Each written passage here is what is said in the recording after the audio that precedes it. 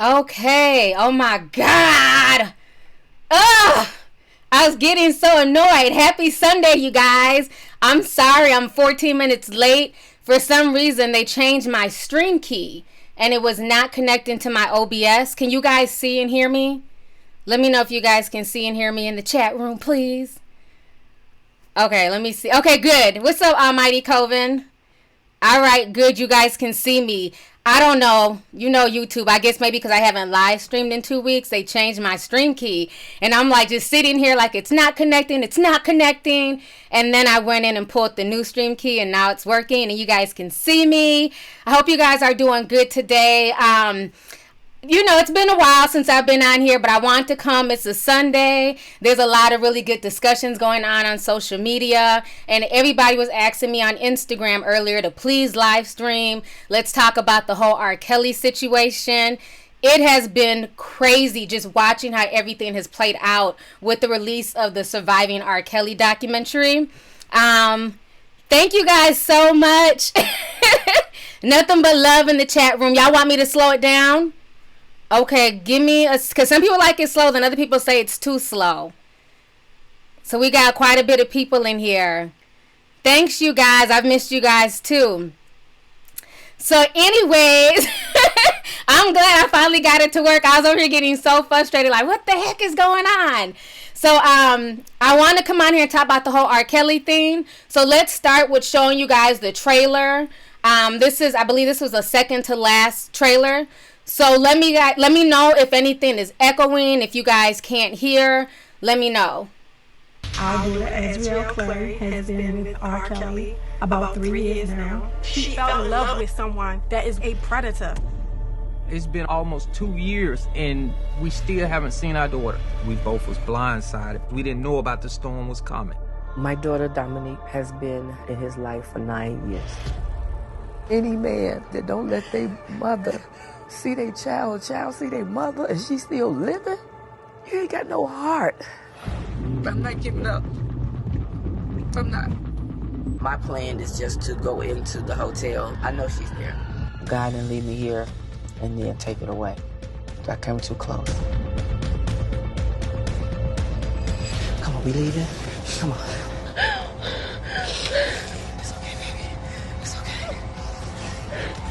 The series everyone is talking about, Surviving R. Kelly, concludes tonight at 9 on Lifetime. All right, so you guys just watched that trailer there. Hope you guys can hear me.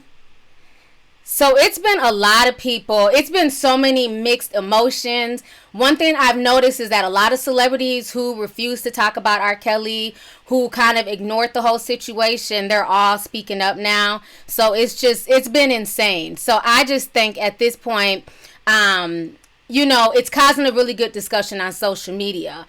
A lot of people are mixed. Some people feel like, okay, R. Kelly's a pervert. We need to mute him, get rid of his music.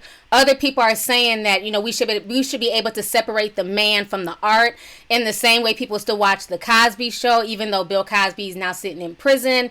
Do you guys agree that we can separate the music from the man? Because to be honest, yes, R. Kelly has some damn hits. Like, let's keep it real. He has some really good music, but that does not excuse the behavior.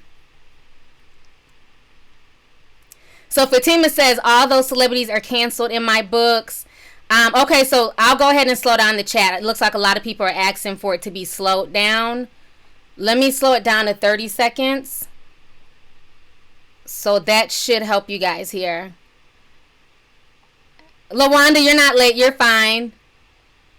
So do you guys agree that we can separate, you know, separate the man from the music or no? What do you guys have to what do you guys think about that? Because a lot of people say that they can and they're still going to listen to his music, but they're not going to support him or go to his concerts. Other people are saying that his music should just be wiped off the face of the earth.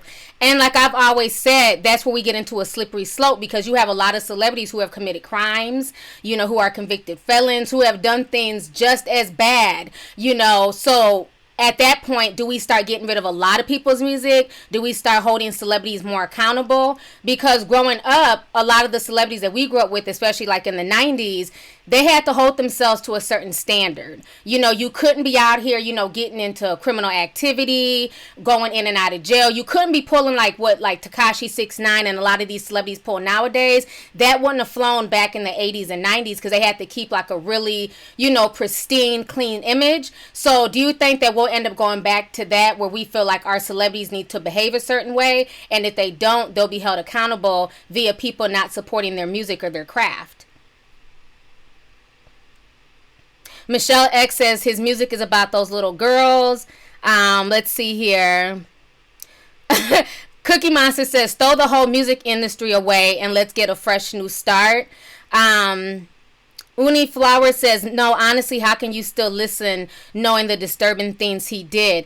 I think one of the things that really surprised me and a lot of people is when they came out and they said that he wrote You Are Not Alone. I didn't realize he wrote that song, but I love that song. That's one of my favorite Michael Jackson songs.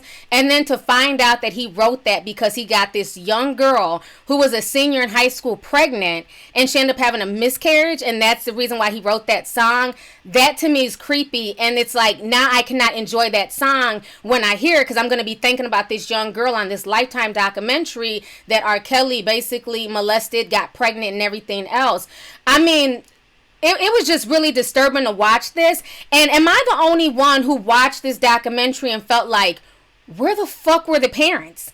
Like, where were the parents? Like, I just don't understand like how girls were able to just leave for days at a time, weeks at a time, and they're still in high school. Like, I have to come home every night. Like, I just don't get it. It's just really confusing. Like, I understand, you know, some people raised in single parent households. You know, there wasn't two parents there wasn't a grandmother. You know, it's one thing to sneak and say you're going to go spend the night at a friend's house, but a lot of these girls were gone for days and weeks at a time. So it's almost like, what in the world were these parents thinking? And I'm thinking that once the parents found out that their daughters were dating R. Kelly, the parents themselves then got starstruck as well. Do you guys agree with that? So Kitten May says the parents don't care. Shayna says exactly, the parents were starstruck too. Yeah, I really believe that because it just does not make any sense to me. Let's see here. I'm trying to slow down the chat here. Okay. The parents were pimping black women to celebrities because society has a double-edged sword. They want to control black women's sexuality. What about the white men out here doing the same thing? Y'all are missing the point of Me Too. Why the black people lose money and go to jail, but the white men don't. And that's a really good point, Tam, and we're gonna hit on that. Okay, I'm gonna be here for at least an hour, sis. So we're gonna hit on that. We're gonna definitely talk about, you know, the hypocrisy and the things that people are pointing out. So we'll come back to that. So a lot of people do agree. Amber says, Aaliyah is not as innocent as she looks. Nope, the parents pimped their kids. They all got checked. And I really believe that, you know, because I remember growing up, like, let's keep it real. A lot of people like to act a certain way online and say certain things on the internet as if the internet and the real world are two different things. And I remember growing up, a lot of girls like to date older guys, especially in high school. You know, they wanted the college guys or the guys, you know, from the hood who were older, who had cars. A lot of girls in high school did not talk to high school boys. Why? Because they were supposedly, quote unquote, immature, right?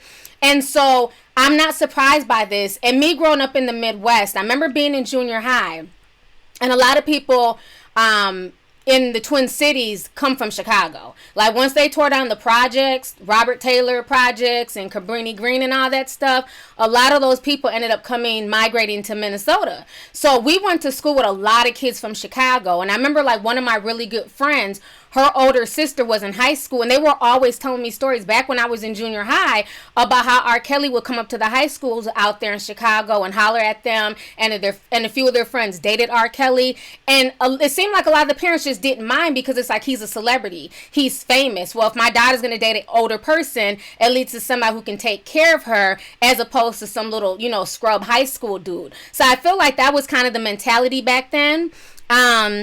Tamara Gilbert, thank you so much for the donation. Let's see here. Hey, you guys, I see a lot of people coming in. We have over 4,000 people in here. Welcome, everybody. The discussion is just starting. So like I said, I feel like that's where that mentality comes from. in the hood, we always had older guys trying to come at us. You know, when you're young, you know, you're flattered by that almost. You're flattered by that attention. Like, oh my gosh, an older guy thinks I'm cute, or, you know, they think I'm mature. Like, women get, you know, young girls get flattered by that attention at times, you know, but as you get older and you look back on it like, hold up, I was 14. What the hell was your big grown 25-year-old ass even doing looking at me? You know, so a lot of things, hindsight is 20/20, but when you're younger and you're in that situation, you know, every young girl for the most part has had older guys come at them on the block or, you know, at the mall and try and holler at them. Or you tell a guy that, well, I'm 16, and they're like, okay, so what? Age ain't nothing but a number. That was a line I heard all through junior high and high school. And what's so crazy, somebody said that they feel like Aaliyah is not as innocent. And I will say this, I feel like a lot of people do not want to have an honest discussion about Aaliyah, and I'm going to keep it real. And this is not to victim shame or nothing like that. I really feel like Aaliyah was pimped out by her uncle and her parents. I feel like the reason why the mother is so defensive and she's defending R. Kelly is because they knew what time it was. Aaliyah was this sweet little girl on Star Search. You know, they wanted to break her into the industry, and, you know, they wanted her to have that fame and everything else. And Barry Hankerson was R. Kelly's manager. And being that R. Kelly was able to write these hits and do everything, they figured R. Kelly could really help out, you know, the niece. And I remember growing up, let me know if I'm wrong. This is how it was in the Twin Cities. Nobody knew Aaliyah's age. We all thought Aaliyah was in her 20s. Even in that BET interview with Big Les, when they asked her age, she says, oh, you know, it's a secret. A woman never tells her age. That's not a normal response for a child who's 15. Because if you would have asked me my age back then, I'm like, oh, I'm 15. I'm in, you know, 9th grade. That's how most, you know, young girls respond. So it's almost like she was just being groomed and brainwashed, you know what I'm saying? And she was so much older, but that wasn't to any fault of her own. That was around the people she was around, you know, people turning a blind eye. A lot of folks thought Aaliyah was older. We did not know her true age until that marriage certificate came out, you know, and that caused a lot of controversy. And I remember back then, most parents and most people were not too fond of Aaliyah. Like, let's keep it real. She was not popping like that when she was with R. Kelly. That first album, a lot of people listened to back and forth, and age ain't nothing but a number. But most people, most females back then, and most parents had their girls geared more towards Brandy. Okay, Brandy was like the really lit one back then in the 90s. Moesha, she had more of a clean-cut image, you know what I'm saying? Even Monica, a lot of people like Monica, but I remember hearing adults saying that Monica, you know, she was kind of fast for being 14. She had, you know, these really adult love songs at only 14 years old. But I remember Brandy was more the cookie cutter. People really didn't start kind of rocking back with Aaliyah again until she got with Timbaland. Until Timbaland did her album, Are You That Somebody? And that's when we really started listening to Aaliyah and liking her. And that's when she became more relatable. Once that album dropped, it's like, okay, cool. Now I see a teenager. Now I see somebody having fun. Now I see somebody, you know, coming into herself. But when she was with R. Kelly, it was just really disturbing. I just never really rocked with her during the whole R. Kelly, you know, when she was under him as a protege. Let me see what you guys think in the chat room. We have a lot of comments popping in. Kendra says, yep, you're right. I thought Aaliyah was 32. Let's see here. So many comments. Oh, my goodness. I'm from Detroit, and we knew how old she was. She went to the same high school my daughter attended. Right, because you guys were in her area, but us who weren't from Detroit, we had no idea. It was like this hush-hush secret. Let's see. Somebody else says, I think my mom... These comments are moving so fast. I think her mom was paid off, or maybe thought R. Kelly was going to take her and make her a star and sign on the dotted line. Yeah, Dame Dash was also older when he got with her. Other people are saying, yes, Monica was grown. I loved Brandy when I was little. Thank you. So a lot of you 90 babies, y'all understand. Sharice is saying Aaliyah was fast. I listened to Rock the Boat back in the day. A lot of parents did look at that. You know, like her music was very much geared towards adults, you know, than it was towards little girls. Whereas like Moesha, Brandy, she was, you know, I'm sitting up in my room. I keep thinking about you. I'm trying to sing. But, you know, those were like more like tunes that we could relate to as young girls. Like, you know, we're sitting up in our room. I couldn't really relate to like some of the stuff that Aaliyah was saying. So, people really did not start rocking with her until then. So I feel like a lot of these younger fans who weren't there in the 90s, they kind of deify her, and it's just like, no, she was just a regular teenager. But I definitely believe that she was led astray. And what's so disturbing, like I said in my video, is that you always saw Aaliyah with older people. You never saw her hanging with other girls her age or other, guy groups her age. You never saw her with IMX, which was immature. You never really saw her hanging with like Destiny's Child, So For Real. I mean, all those groups that were around back then, you never really saw her hanging with them. You always saw her with older people like Jay-Z and Dame Dash and Puffy, Missy Elliott and things like that. Well, now more people are pulling up old footage, and there's some really disturbing footage that's come out of Timbaland talking about Aaliyah, and a lot of people are creeped out by it. I want to go ahead and shout out Tiffany Hubbard. Thank you so much for the donation. She says, you are my absolute favorite YouTuber. I've been rocking with you since the beginning, just showing a little love, girl. Thank you so much, sis. I appreciate it.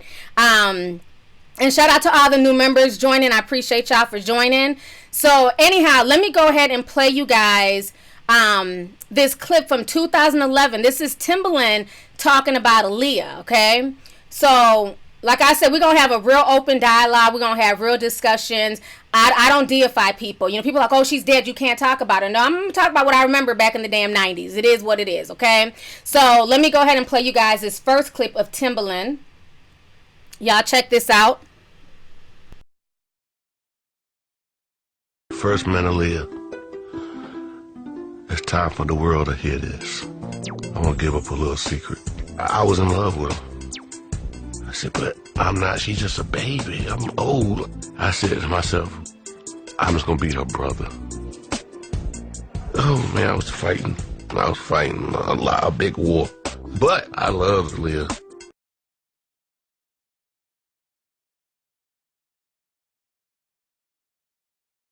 Tim felt a different kind of magic when he spotted a young marketing exec at an industry event in Jamaica.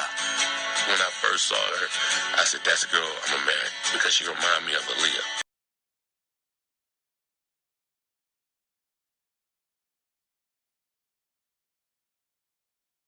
Both those clips from Timbaland, and like I said, the internet will dig some shit up, okay? So it's just insane. Like, how do you guys feel?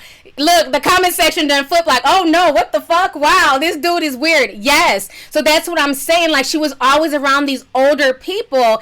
And for him to be like, he was in love with her and he's confessing, it's just creepy. And I'm not saying that he did anything with her, who knows. But it's just like really weird that he felt comfortable enough to say that, and nobody caught that back in 2011 when this initially aired. And then when he said that he dated his wife and he married his wife because she looked like Aaliyah, it's just strange. It's just really strange. And somebody else is saying Missy's gay and she was in love with Aaliyah too. Yeah, a lot of people are saying he seems obsessed. I see a lot of barf faces. So, it was a lot of stuff going on that people are now giving the side eye to. Thank you guys. Let me go ahead and shout out. Thank you, Dina Coates, for the donation. Somebody else donated, just disappeared. Thank you guys. So yeah, it's a lot of, the rabbit hole goes deep. And that's why I really believe that in the Aaliyah situation, she was pimped out by her uncle. They've talked about how shady he is. He did things to JoJo's career, the singer JoJo. He basically just ruined her damn career. She had to fight to get out of his contract. So he's just really shady. And my thing is, I don't care who, the mentor is, the protege. How do you allow somebody to just leave with your child? Like, I don't get this. And another thing I want to ask you guys, because I'm not a singer, okay? I feel like, or is it me? Did he have an eye to spot out girls who wanted to sing and who wanted to be developed? Because one thing I found strange in the documentary is that most of the girls, okay, at least 90% of the girls that he ended up dating and abusing, they were all hopefuls. they thought this was going to be their big break. They were going to be the next big thing. He was going to help with their career. Like the Latina girl, she wasn't just saying she was a singer. They have old footage of her back in the day singing. So did he have an eye to spot out girls who had, stars in their eyes, who were looking to, possibly make it in the industry? Because at that age, I wasn't looking to be a singer. I was just a fan of musicians. So I wonder if he had some type of, where he could just sense that a girl was looking for stardom, and that made them more vulnerable, and especially the parents more vulnerable. Because I just find it crazy that these parents just allowed their kids who were still in high school to just go off with this man and say, well, call me once a week, or, let me check in, or keep, somebody from your camp with her. If they're from his camp, their loyalty is to R. Kelly. Their loyalty is not to the parents. So the whole situation just does not sit well with me at all. Let me see here. We have a lot of comments coming through. Over 5,000 people in the chat. Shout out to y'all. Kariba says, hey sis, great content. Age 14, Destiny's Child, singing Bugaboo. Meanwhile, Aaliyah was saying, going down, ain't nothing but a thing. Thank you for the donation, sis. And yeah, like I said, her music was so much older. It was very grown music compared to the stuff that most teenagers were listening to and being exposed to. Stage parents are crazy sometimes. So you guys think that's what it was? A lot of the parents were stage parents. Okay. That makes sense. I didn't look at it like that. Dominique's story made me cry. I mean, it was just so many twists and turns in that documentary. The Latina girl, the one who thought she had caught her big break, he started sleeping with her. I think she said at that time she was a virgin as well.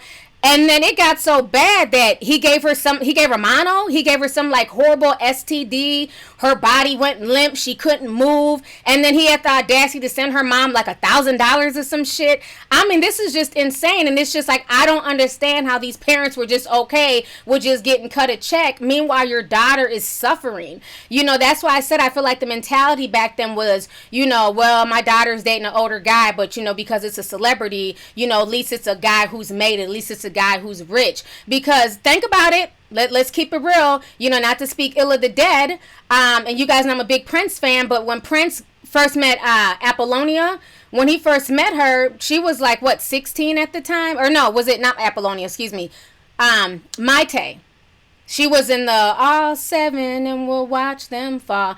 When her and Prince first, met up, she was 16 years old. And I always felt like her parents basically, kind of like just pushed her onto Prince. Like, oh, it doesn't matter that she's only 16.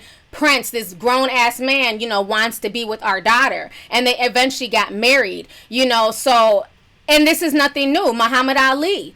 One of his wives, when he first met her, she was 13. He ended up marrying her. So this has been a lot of things that's been very common for older men to get with younger women. But I think now, because we live in an age with social media and all of these movements, we're going to see a lot of changes. Let's see here. We got more donations. Thank you so much, Jelena. She says, most young hopefuls come up with men and some women that are known in the industry. I definitely agree with that. Young WA, thank you so much for the donations, love. I appreciate it. Let's see here. Let's not forget Andrea, his ex-wife, was a dancer and a choreographer. I wouldn't be surprised if she was recruiting them. Now, a lot of people are not feeling Andrea Kelly.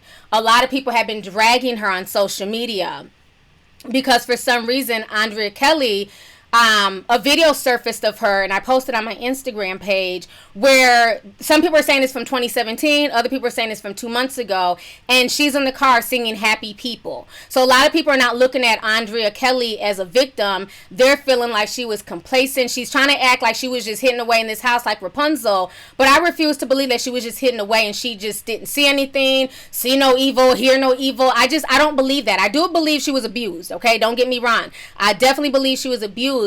But her antics to me on social media, her constantly promoting people to go to his concerts, it just does not sit well with me. And then now that this new video has surfaced, it's weird. And people are saying, well, she's a victim and, maybe it's some type of Stockholm syndrome.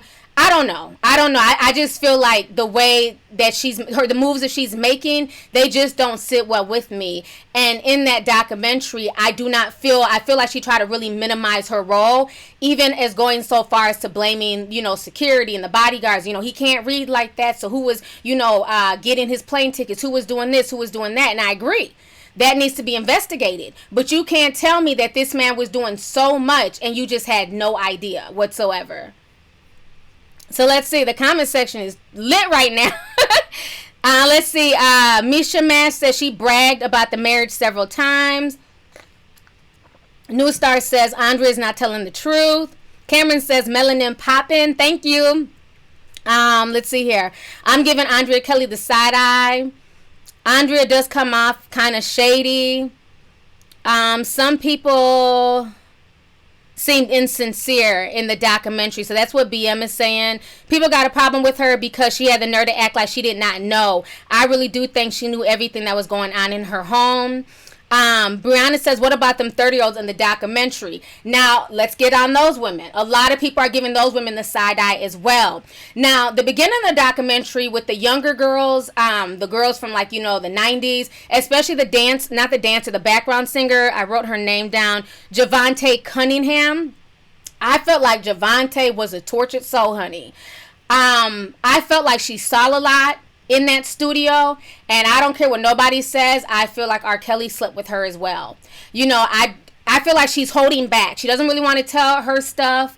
Maybe she's not ready to deal with it. But I don't believe that she was there in the studio watching all this go down, recruiting girls from the high school, recruiting girls from the mall, bringing them back to R. Kelly. But yet and still, R. Kelly didn't sleep with her. I highly doubt that. I definitely believe that in her teenage years that R. Kelly slept with her. The woman did not stop crying throughout the entire documentary. And to me, those were tears of not only, guilt, because she felt like, maybe she was somewhat complicit in all of this, but also, probably looking back on it, hindsight is 2020, guilt of tears of shame. There's a lot of things that were going on with Javante, and I definitely felt bad for her, but I definitely believe her when she says that she walked in on R. Kelly sleeping with Aaliyah.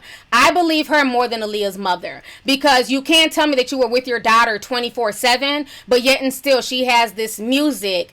And even when they played the lyrics to Age Ain't Nothing But a Number, because, as a kid, you just, sing the chorus, age ain't nothing but a number. You don't really think about the lyrics, right? And when they played it in the documentary and she's basically trying to seduce an older man and, telling him that she's ready to, to have sex with him, whatever, for a mother to hear that and be okay with it, I got to give her mother the side eye. So you can't tell me you were with your daughter 24/7, but there's a legal marriage certificate that was not, wasn't fraudulent. It's a legal certificate showing that her and R. Kelly got married. So you definitely were not there 24/7. So I believe that backup singer, but I definitely believe that the backup singer was also a victim of R. Kelly as well. And also, who's giving Sparkle the side eye? I am, damn it. I also feel, thank you so much for the donation. Oh God, I can't even say the name. Thank you. I appreciate it. Let's see here. We have a lot of comments. She bragged about the marriage. Let's see here. But if you've been known the guy that long, these comments are just going so fast. I think he slept with Sparkle too. Yes, I definitely agree. Namisha says, preach. Do you think R. Kelly was one who assaulted MJ's daughter, Paris? According to Rolling Stone, it was a stranger, but other sources say it was a family friend who's been a repeat offender.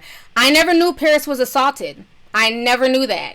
That'd be really interesting to dig into. I never knew that. That's really interesting. Yeah, I definitely believe that Sparkles and R. Kelly had a thing. Something about Sparkle and her story, it came off as disingenuous to me. It just, especially with the niece, I'm not buying it. I'm not buying that she bought her niece there because her niece was the female version of Bow Wow, and she wanted R. Kelly to do something for her, and she basically watched her niece. She had, while she was in the studio, she kept a sharp eye on her niece. I don't understand how the niece kept going back over there. The niece, when R. Kelly first met her, she was 12. How was the niece getting to the studio? And at some point in time, you have a 12-year-old, right? A grown man cannot call my house and say they're about to come pick up my son. And I'm just like, all right, cool. So once again, where were the parents? Even in the documentary, they said that R. Kelly was going to the little girls' basketball games. Why? If she had a mother, a father, an aunt, and all these family members, why is a grown man who's an international star and a singer going to a child's basketball game? Especially when this fool had children of his own. He didn't even do shit for his own kids. He didn't spend time with his own children that he had with Drea, but you got time to go to this little girl's basketball game, and that's okay with you? I don't allow people to just go to my child's basketball game. Now, if they happen to show up or something, whatever, you can't control that. But I'm not going to just be inviting strangers to come to my child's basketball game. Like, that's just weird to me. And I felt like, I don't want to say like she sold her niece to R. Kelly or nothing like that. I don't want to take it there. But I just feel like it was just too much complacency. There was a point where she said she came to the studio and her niece was there. And the niece said she was there because R. Kelly invited her to a kid's birthday party. Excuse me? How did you get here? Does your dad know that you're here? Does your mom know that you're here? And if you knew that that's R. Kelly's MO, is him messing with young girls and doing all this shit, the first thing I would have did if that was my niece is call the parents. I've told you about not letting R. Kelly come get her, not allowing her to come to the studio. Where was the due diligence as an auntie? Don't sit here and cry tattooed tears once the sex tape comes out. How was this young girl left with R. Kelly time and time again? And let me keep it real with y'all. I have to keep it real. I'm sorry if I'm shaking the damn camera because I'm getting kind of frustrated, okay? Let me take a breather. Let me see here. Thank you, Matthew Hamilton, for the donations. Good vibes from the mountains. Working my crystals hard for you. Keep the light and positive energy. Sparkle got my side eye, back, and fingers. Thank you so much, Matthew. I appreciate the donation. Let's see here. Miss Kiki, what's up, sis? R. Kelly slept with Tia Hawkins, the young 14-year-old rapper, dancer on Aaliyah's first album. Damn. Thanks for the donation. That was some tea for y'all because I didn't know about that. But, okay, so this is what I was trying to say about the niece. Okay. I remember when the sex tape came out. Like I said, the Twin Cities is a hop, skip, and a jump from Chicago. So you had this sex tape being, shown around, people seeing it. And I remember watching it because I think around the time the sex tape came out, I think at that time I was about probably 19, 20, like around that age. And I remember watching the way this girl was having sex, and I'm just like, I've never done that. This is a 14-year-old? Like, what the hell? I haven't had, you know what I mean? Like, it just shocked me. And, and it was just like, wait, like, she's having sex with him like a grown-ass woman. Like, she was doing stuff I had never even done, and I believe I was like 20 at the time. So it was just like, there's no way that she could have been able to be that sexually fluid if it was just a 1 or 2 time thing. This man had to have been grooming her and sleeping with her and constantly around her. Oh my God. Put a teacup in the chat room if you agree with what the hell I just said, if you've seen the sex tape. Because I can't be the only one who's thinking like this. Like, there's no way in hell this was a one-time thing, or you just happened to, notice your niece with him one time. No, the way she was getting down in that sex tape, they've been together a lot of damn times, man. I don't care what nobody says. Marcus says, exactly. Kiana says she looks like a pro. Exactly, just sad. Quinn says you look gorgeous. Thank you. Anyone wondering why R. Kelly made that girl dress like a little boy? That struck me as odd. That did strike me as odd. We all know that R. Kelly's allegedly bisexual.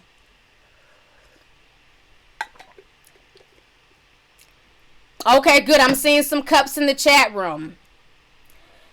Yeah, thank you. I'm glad you guys are seeing where I'm coming from. So, obviously, a lot of y'all watched the sex tape when it came out. So, like I said, and I think that's what threw a lot of people off. So many times we already look at black girls as, we act so grown and we're fast and we're more sexually fluid than other races, which is definitely not true. You know what I'm saying? we have the right to be innocent as well. You know what I'm saying? As any other race. But I think that's what, let's keep it real, I think that's what confused a lot of people. When that sex tape came out, there was things in that sex tape I hadn't even done. And like I said, at that point, I was 20. And I'm just like, this is a 14-year-old child? So I think that's where that misconception came from, where people were like, oh, hell nah, she wanted it. Oh, she was grown, she was fast. That sex tape was so disturbing. You know, just him peeing in her mouth aside, just the way she was getting down, the way she looked, her body, everything. It was just so sad and disgusting. That's why I refuse to believe Sparkle when she just says that she didn't know and the niece was only with R. Kelly when, you know, sporadically. I refuse to believe that. You don't learn those moves sporadically. That takes, you know, months and months of grooming. You know what I'm saying? It's like she knew exactly what to do. It's just sickening. B2K was abused. We're going to get on B2K too. Okay, good. Lots of teacups. I'm glad you guys see where I'm coming from. That's why, like I said, the whole Sparkle thing just didn't sit well with me. And then if you guys don't know, let me go ahead and pull this up for y'all. I got all my notes here. Where is it at? Did I not put it in here?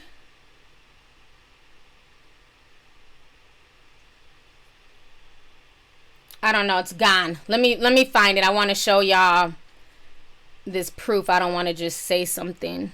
Okay, here it is. I found it. Okay, check this out. So, this is another thing that kind of has me a bit bothered. Sparkle drops a new single after the final episode of Surviving R. Kelly. So, like I said, this is why a lot of people are conflicted with some of the people that are in this documentary. You know, people like Sparkles and R.kelly, you know, who now want to, you know, cry and say that they're victims. But again, you're promoting your music when it really should be about the girls and what they went through. So a lot of this stuff is just really disturbing. Let me see. Let me go to the comments. There's a lot of comments here. We have over 6,000 people right now in the chat room. Shout out to y'all. Shout out to all my tea sippers out there. Let's see here. Dadon says, had that been my daughter. This chat room is just going so fast. I'm trying to scroll back. Oh my God, I can't find it. I just want to know, when did being an adult and standing up for what's right get thrown out the window? Thank you. Thank you, Janelle. And that's the thing that really bothered me in this, is there were so many people that were complacent. And just to watch, oh my God, let's get on the brother Bruce, okay? Let's get on Bruce. Hold on, let me find his damn picture. The whole Bruce, this weirdo. He annoyed the hell. Am I the only one who's annoyed by Bruce in the documentary? He was literally sitting there like, oh, you know what I'm saying? R. Kelly had a preference. I prefer older women. He prefers younger women. It's just a preference. No, you idiot. His preference is illegal. It's not just a preference. That's like, you know, somebody saying they prefer to sleep with dogs. No, you can't prefer to sleep with dogs, bitch. It's illegal. That's bestiality. No, that's not a preference. You know, having sex with a 14-year-old girl and peeing in her mouth, that's not a preference. That's child rape. That's molestation. That's pedophilia. I mean, the excuses coming from the brother was just disgusting. So after a while, I was like, well, damn, why is he in prison any damn way? Did he, you know, molest somebody? Why is he there? So I went to do some digging. He's not in there for anything sexual, thank goodness, because I was kind of nervous. What they're saying about Bruce, they're saying this. Bruce is serving time for a string of offenses, including burglary, probation violation, and drug possession. His most recent conviction stems from a 2016 burglary, which left him facing 2 to 4 years behind bars at Vandalia Correctional Center in Illinois. He also has other charges that date back as far as 2015. So that is why Bruce is locked up. I know a lot of people are trying to figure out, like, you know, was he another Chester? But no, he's not. So we're not going to put that on him. But I thought it was extremely sad. The younger brother, R.kelly, you know, you can tell he's been through a lot. I thought it was just, it showed you how cunning. Fab4Kids says the whole Sparkle situation was a marketing strategy. That's a really good point. I didn't look at it like that. Ashley says that Sparkles introduced her niece to R. Kelly at 12. Then she was 14 at the time of the tape. That's a whole 2 years. He could have trained her and groomed the poor girl. Amen, Ashley. That's a really, really good point. Because like I said, that sex tape, there was nothing in there about it, showing a shy, timid 14-year-old child. What I saw in that sex tape was a child who was used to, being done that way, being, ran through basically by R. Kelly and whoever else possibly. And for the parents to just take the money and to say that that's not their daughter, it's just sad. It's just really sad. Let's see here. We got another donation. Thank you so much, Lady Cam. She said, this is Lady Cam. Keep doing your thing, boo. You rock. This R. Kelly shit is wild, and I bet there are more artists doing this. Oh, yeah. The rabbit hole goes very, very deep. Now, I've seen a lot of people calling out, artists who didn't want to talk about it. I think they said, they reached out to Jay-Z, Lady Gaga, I don't know, a host of artists, and a lot of artists didn't want to talk about it because, again, if they really start talking about R. Kelly, they're going to have people looking into their past as well. And there's a lot of artists out here who have messed with young girls, on tour and everything else. And they're probably hoping that these girls don't get the Me Too bug and come out and bust them out as well. There had been rumors in the past of Jay-Z getting with Foxy Brown, but then she came out and said it wasn't true. So I don't know. I don't know if they made her come out and say it wasn't true, but I remember those rumors from a few years ago saying that Jay-Z got with her when she was 15, but who knows? There's been a lot of things like that going on in the industry for years, and not just in hip-hop. That's the thing that I know a lot of guys are frustrated with because they're like, okay, why are they just trying to put this on hip-hop and R&B? It's happened in rock and roll especially. I mean, there's been all types of stories that's come out about rock and roll artists who have gotten, young groupies who just came to watch a concert and they end up sleeping with these girls who are 15, 16 and gotten them pregnant, paid for abortions, all types of stuff. So the industry is just a dirty industry. Anytime you have an industry that's based on fame and money and power, there's going to be abuse. I don't care if it's Hollywood. I don't care if it's the music industry. Anytime you have a power dynamic like that and people are so thirsty for fame, there's going to be abuse. There's going to be parents looking the other way as well. Patina says, hey, beautiful, have a happy new year, queen. Thank you, Patina. Yep. Somebody said in country music too. Definitely. Reality TV News says, I think Aaliyah took her secrets to the grave. Yes, possibly. Yep. Elvis, the Beatles. It's a lot of people. Mick Jagger was a pervert.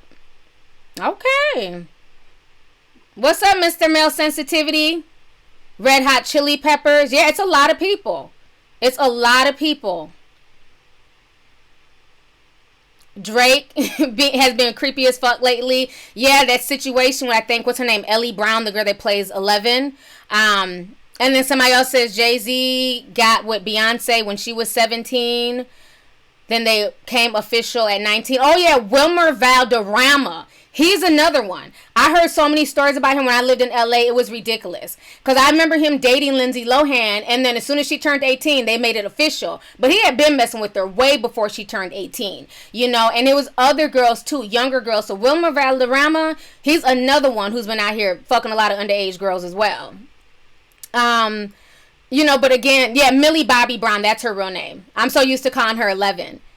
A lot of people were creeped out by that. And, again, her parents are like, oh, well, that's Drake. They're just friends. No, Drake is a 26, 27-year-old man. You won't be calling my 13-year-old child as a friend. So, no, at some point in time, there has to be boundaries. I don't care how famous you are. That does not mean that you're just going to have access to my child. And unfortunately, a lot of parents don't think like that because they see a persona, because they see somebody on television or somebody in the music industry. They automatically feel like it's okay. But again, how do you know that that person doesn't have something sinister for your child? Arab King, thank you for the donation. He says everyone needs to keep that same energy for all races, all genders in the industry. By the way, I love you, T. Thank you so much, Arab King. I appreciate it, and you are 100% correct, okay? At this point, a lot of people are saying that they are treating R. Kelly like a scapegoat.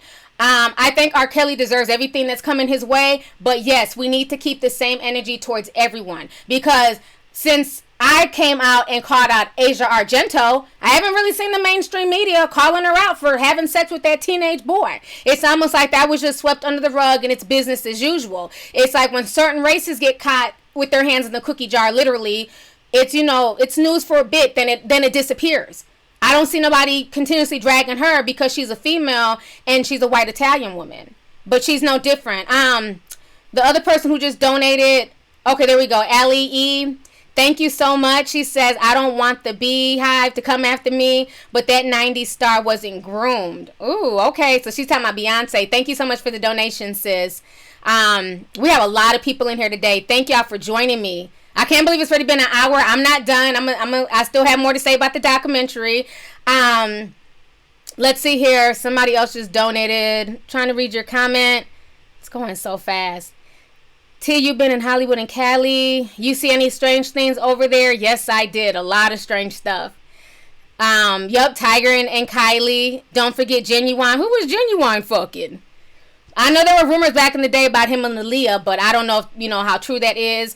Decatur Brown Eyes says artists stay quiet because they're doing it too. Exactly. And thank you for the donation, sis. Got another donation here. Let's see. Brianna Sanderlin, the niece's family took the money and still associated with him. She's probably helping him train girls now. You know what? That's a really good point, because didn't they say that her father was receiving credit for being a guitarist on R. Kelly's album? So, I mean, it only makes sense, because after all, the niece was not in the documentary. Her friend, her basketball friend, was in the documentary, but the niece wasn't. So I wouldn't be surprised if she's still there training girls till this day. So yeah, it's a lot of just really disturbing things. Let's see here. Kay from Canada sent $13.99. He says, I'm a tea sipper for life. I know that's right, honey. Thank you so much. I appreciate the donations. Let's see here. It's so much. Like I said, the rabbit hole goes deep. So let me see. Oh yeah, Paul Walker. Who brought up Paul Walker in the chat room? He's another one. And yes, Paul Walker was a very handsome man, but he's another one. He was dating a 16-year-old girl, okay? So again, certain people, you know, they don't drag them in the media. So that's why a lot of these celebrities aren't really talking, because a lot of them engage in the same behavior, like Decatur Brown Eyes was saying. Paul Walker was definitely one. And like I said, just because somebody's dead don't mean you can't call out their behavior. I'm not one of them people. It is what it is. You know, that's well documented that he had dated a 16-year-old girl. Hillary Duff. Oh, yeah, the dude from Good Charlotte. When Hillary Duff was like 16. I remember that. Yeah, you know, and so, again, this is nothing new. How many... Oh, somebody says, why was Charlamagne in the documentary? I thought I was the only one who gave that the side eye. I was like, really? Really, bitch? I was wondering the same thing. He had the most to say, because you know the Pied Piper, you know, in the fairy tale, he took all the town's kids and stuff with his music. And it's like, Charlamagne, have a tall glass and shut the fuck up and deal with your situation with Jessica Reed any damn ways. Sean, what's up, Sean? Thank you for the donation. Sean says she sold her to Kelly. They played the game. All these adults in the band/security, now they coming out. Oh, wait, the money stopped coming. Where the hell are these parents? They sold their kids. Thank you so much. That's what I find funny when they're sitting there interviewing his former bodyguard or security guard. And did you guys peep the guy who took R. Kelly to get married to Aaliyah? I don't know if you guys realize he had a slip of the tongue, a Freudian slip. Hopefully I pronounced that right. He said that R. Kelly came to him and said, we have a problem. Did y'all catch that? He said, R. Kelly said, we have a problem. Why would R. Kelly say, we have a problem? You the one fucking her. I'm not fucking. What you mean we? He never cleared that up. So it makes me think, like, did he mess with her too? Because why would R. Kelly come to him and say, we have a problem? I'm just saying, it's just little things I was catching. And let's keep it real. Let me bring this up as well. You have a lot of people who get into these positions, especially when you're like with celebrities and stuff like that. They get what you call residual groupies, residual sex, right? So they go on all these tours, and you'll always have, you know, the groupies, you know, who wait backstage and they want to sleep with the artist. And, you know, for some people it's a game. If I can't sleep with the artist, I'll sleep with the, you know, the drummer. And then I'll sleep with the guitarist and, you know, the lighting conductor and all that stuff, just so I can get to the artist. So you can't tell me that some of these guys were not getting residual young groupie sex from the girls that R. Kelly was pulling. You just can't tell me that R. Kelly was the only one, you know, swinging all this damn, you know, schlong to all these young girls, and everybody just, you know, stood by in the corner and turned this way. None of these men participated. None of these men tried to holler at any of these girls. None of these men had sex with these girls' friends. Like, okay, R. Kelly got the main girl he wanted. Well, she's there with her best friend. So the best friend just sat there and nothing happened to her either. I'm not buying it. What do y'all think? Elvis Presley was 25 and Priscilla was 14. Yup. Sonny Bono, Cher, Celine Dion, and Renee. Renee Angelil, Celine Dion's husband. He met Celine at 12 and they ended up getting married. In Canada, the legal age of consent is 16, but it used to be 14. Oh, that's interesting. Let's see here. Okay, so now Funk Punk Drool said, you always hear stories of singers having moms and daughters coming together to their hotel rooms. Yes. Go and listen to some of those old stories from rock and roll artists. They spill the tea. A lot of these old rock and roll artists were fucking the mother and the daughter, okay? They would pimp the mother out. Even, they talked about it on the New Kids on the Block. It was some type of New Kids on the Block. I think it was like a VH1 documentary. How the mothers would be sitting there sleeping with, like, you know, the road managers and, you know, sleeping with all these people in the crew just to get their daughter to go meet with one of the New Kids members. So you have a lot of parents who are complicit in the bullshit as well. Well, let's keep it 100. Let's see. Kamika Hopkins sent a donation. Thank you for being real, T. You are so welcome. Thank you so much for the donation. Let's see here. Mr. Golden Child. Didn't Jamie Lynn Spears get pregnant at 16 by her 21-year-old boyfriend? Damn, y'all in here spilling tea. I forgot all about that. There you go. There goes a whole nother person. You know, so again, okay, so you guys do agree with me when I talked about the security guard when he said that, you know, we in trouble. So you guys caught that too. Yeah, I mean, it's a lot of stuff. It's a lot of crazy stuff that's going on. So now let's see here. It's 8:05. Let me get to the next part here. We talked about Drake. Okay, so I wanted to, oh yeah. Before we go there, since we're calling out a bunch of people who are messing with underage girls and stuff like that. Aaron Hall. A lot of people forget that Aaron Hall and R. Kelly were in public announcement together. Yippee-yi-yo, gotta work that body, baby. That was back in the day, right? Okay. Do y'all realize that Aaron Hall got Gloria Velez pregnant when she was 16 years old? For y'all who don't know, the song I Miss You, and that's one of my favorite songs, where the mother dies during childbirth, allegedly he wrote that for Gloria because she was young and pregnant with his child. So there goes some extra tea for y'all. Do y'all remember that? Aaron Hall, Gloria Velez, they have a little boy together, and he's a deadbeat dad. She's spoken about this for a long time. Mystica Red, thank you so much for the donation. I love you too. Why y'all bringing up Mariah Carey? Nick Cannon was a grown-ass man.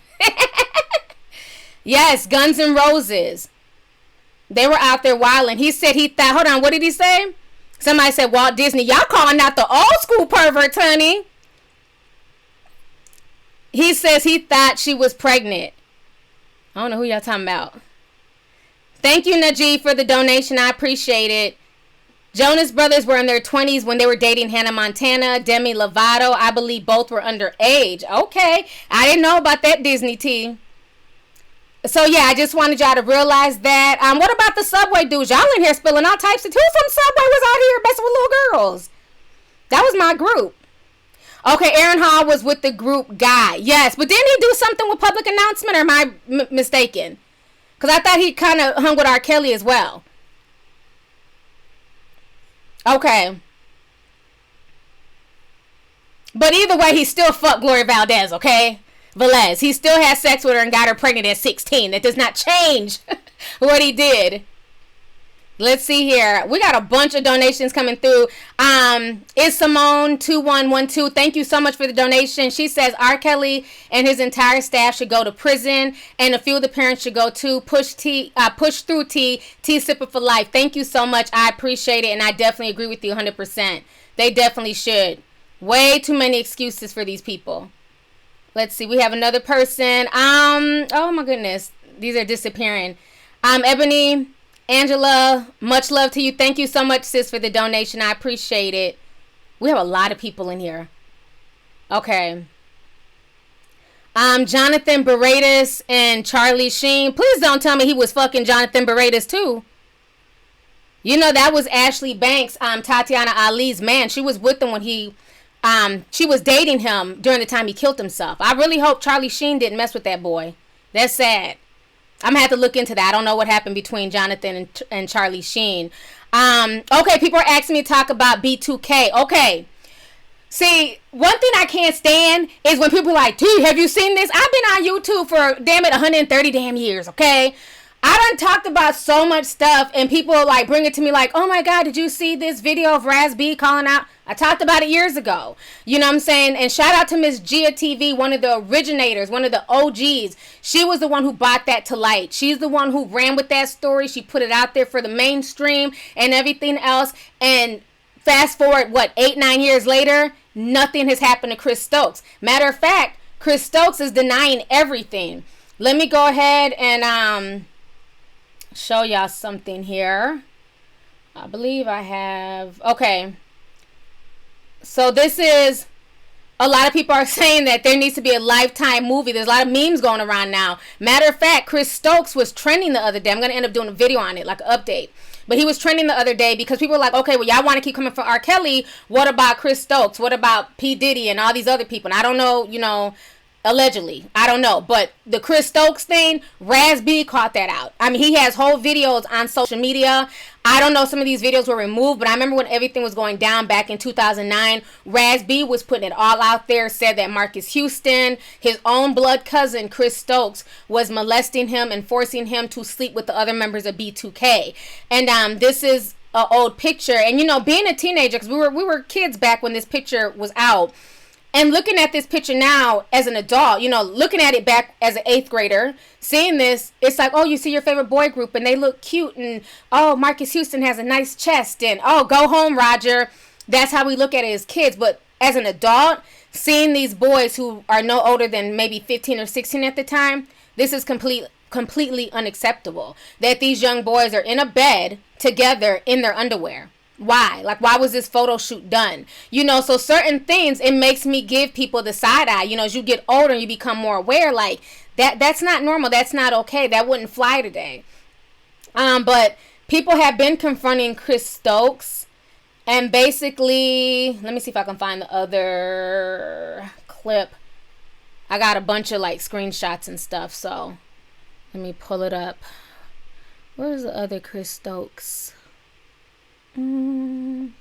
Chris Stokes, aka Chris Pokes. Chris Stokes, aka. Okay, I can't find nothing. I thought I took. Oh, you know what? Here it is. Okay, Chris Pokes. Sorry, I'm so immature. Okay, Chris Stokes, aka Chris Pokes. Yeah, he's basically denying it. He's saying that he didn't, you know, molest them.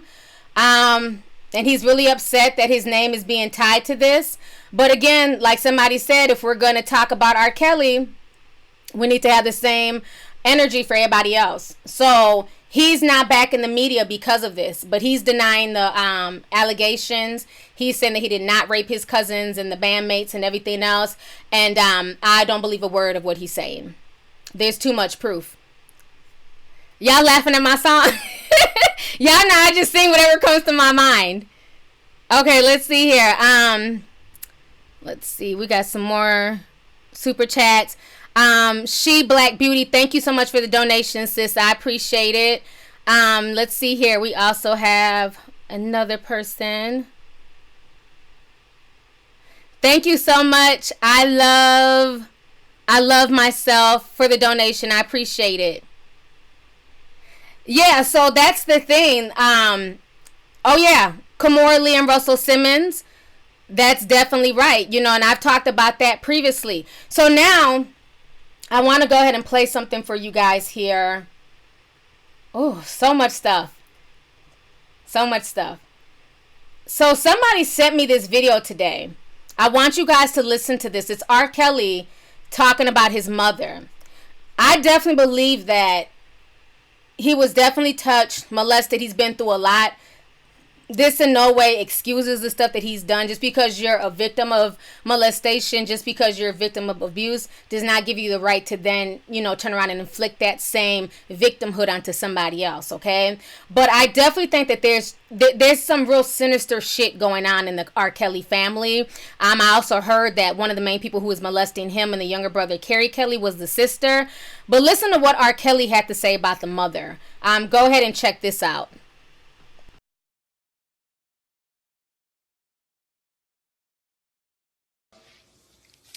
Put 3 creams and 6 sugars in the coffee, and she would stir it up. She would open the Danish, split it with a little plastic white knife. She had this cheap lipstick, and she would taste the coffee to make sure it was sweet enough. And she'd leave the ring of lipstick on the coffee from which she tasted the coffee. And I remember when she would give me mine, when I would sip from the cup, I would turn it around and I would drink from her lipstick part. Because in a son-mother way, I had a serious, serious crush on my mom because she could sing her butt off. And I just looked up and down to her. I looked around, I looked everything about my mother. You know, I loved her. And I even asked her to marry me one day. I was like, nah. She said no. But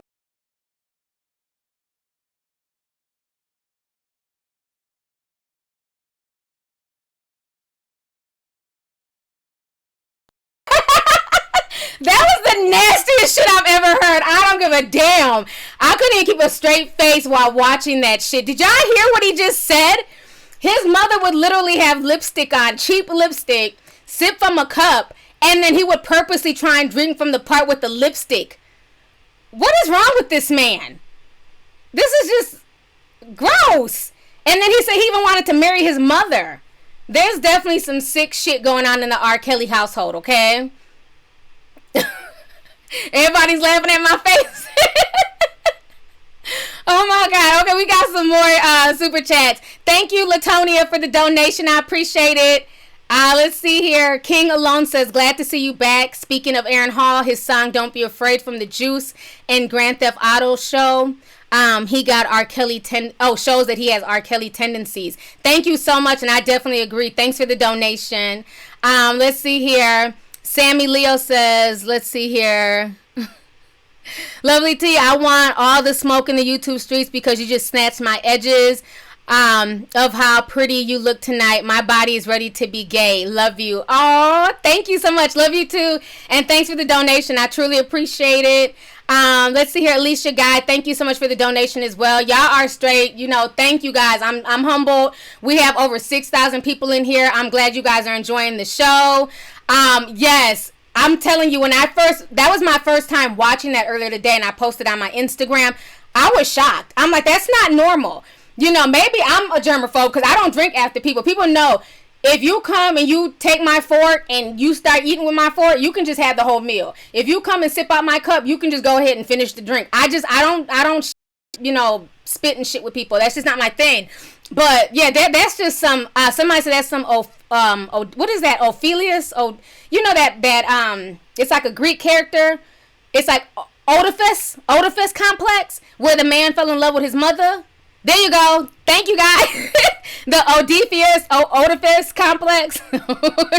Y'all know I can't pronounce nothing.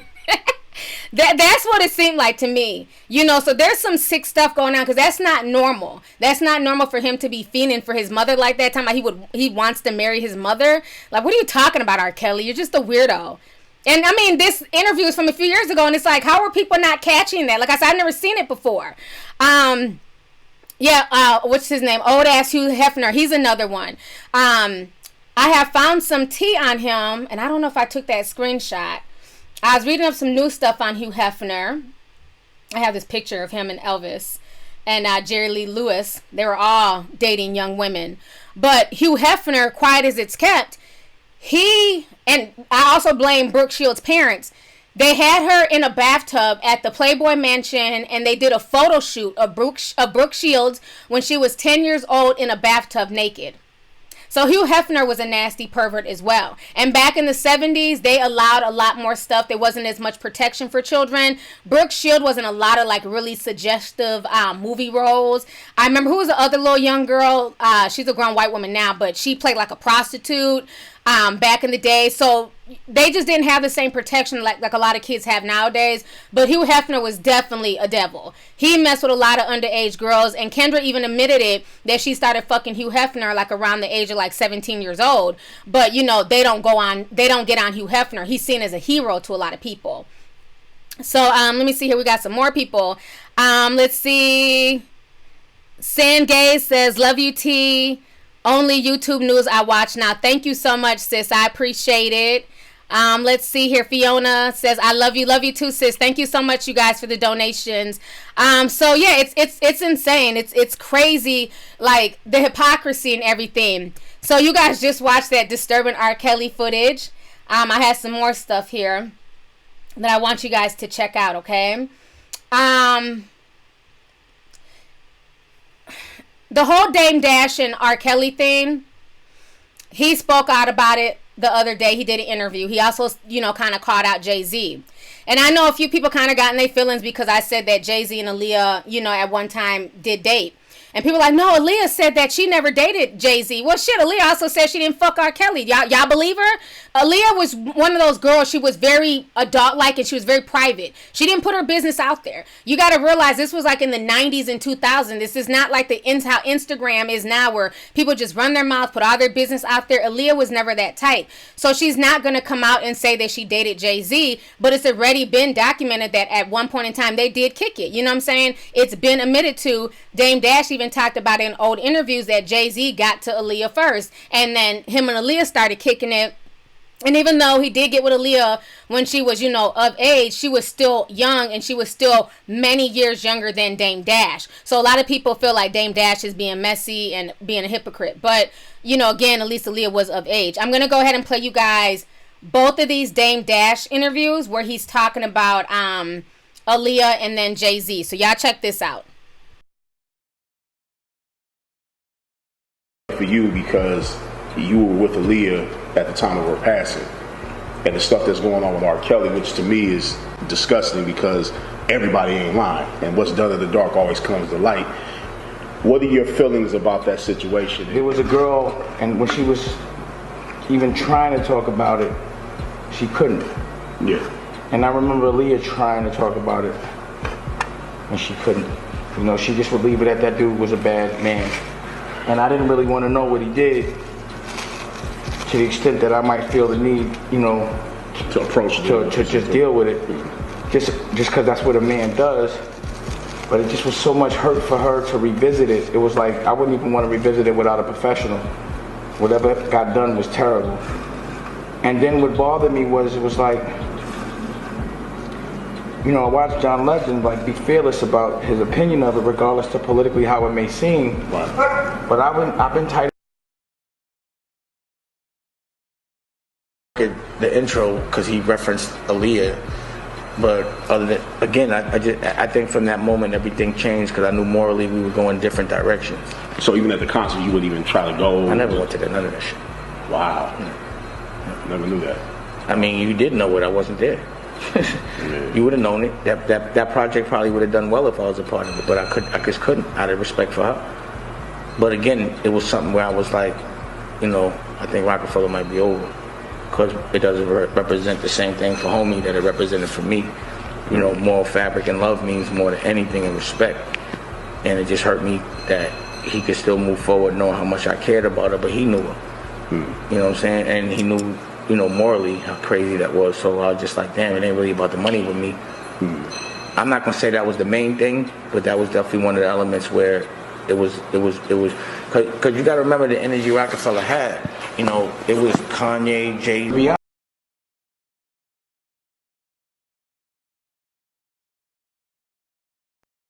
What Dame Dash had to say. Now, my issue with Dame Dash is, bro, you was in the Fiesta video. Like, I don't know, like, why all of a sudden now everybody's trying to act like we just have no recollection of shit that happened in the 90s and 2000s. Like, even after all of these allegations, after Aaliyah died, after everything, you still were in the Fiesta video with Jay-Z and R. Kelly. So I just can't take this industry seriously. At this point in time, I think a lot of people are just trying to distance themselves because they don't want their, you know what I'm saying, their skeletons being exposed either. I don't know. So, I don't know. Whatever, Damon. So Heaven, thank you so much for the donation. Heaven says, talk about what they did to Shirley Temple. Oh my God, baby Shirley Temple. I remember running across this documentary. And what was so disturbing about this Shirley Temple documentary is that basically it was filmed like, I don't know, like maybe the 50s or some shit. It was filmed like many, many moons ago, okay? And it was like in black and white. But there was somebody way back then calling out the fuck shit they were doing to Shirley Temple. And saying like how they were trying to make this baby a sex object. If you guys have not seen the Shirley Temple abuse documentary, it's on YouTube. Definitely check it out. I don't know if my screen is freezing up or not. It's not letting me click off of the comment. But anyways, make sure you guys check it out. It's really, really deep.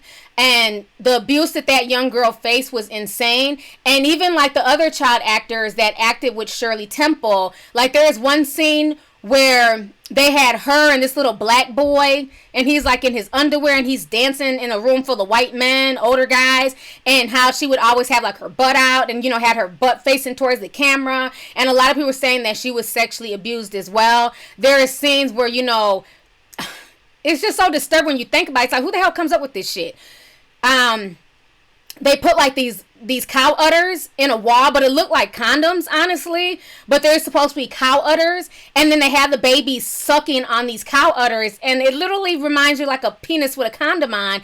And then there's like all this white milk dripping down these babies' faces, and that was considered entertainment back then. So that's why a lot of people were in the comment section calling out Walt Disney. So thank you so much for bringing that up. That, you know, Shirley Temple was another victim of abuse in the industry as well. So this is nothing new. This whole R. Kelly thing is nothing new. This goes back decades, and people need to remember that. Sheena Min says, keep it a G, girl. Thank you so much for the donation, sis. Y'all are showing so much love tonight. I'm just humbled. Thank you guys.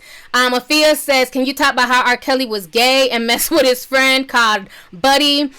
He also had a super fan put a strap on. Then he got on all fours. Yeah, there's been a lot of really disgusting details on R. Kelly's sex life. They didn't really go there in the documentary. They kind of kept it more or less PG. But R. Kelly is definitely bi. Jocelyn Savage's sister, she caught that out in the rap song I had posted on my YouTube channel a while back when she was saying, you know, Bubba was R. Kelly's boyfriend and Bubba's a bitch, and, you know, she's talking about it and she's calling, you know, R. Kelly the F word and everything else. So it's been documented for a while that R. Kelly definitely goes both ways. He has these girls doing all types of just sick, sadistic things to him. He's a sexual deviant. He really is. We got a few more. Let's see here. L.E. says, I also heard Hugh Hefner helped finance Roe versus Wade. I wonder why. Oh, that's some interesting tea. I would not be surprised. You know, when you're getting young girls pregnant, and, you know, back then there wasn't a lot of, you know, birth control options, you know, it makes sense. So, yeah, it's a lot of really dark things in the industry. Somebody brought up Lil Wayne. I'm so glad you brought that up. That is the next topic I wanted to hit on. Years ago, I did a video on Lil Wayne.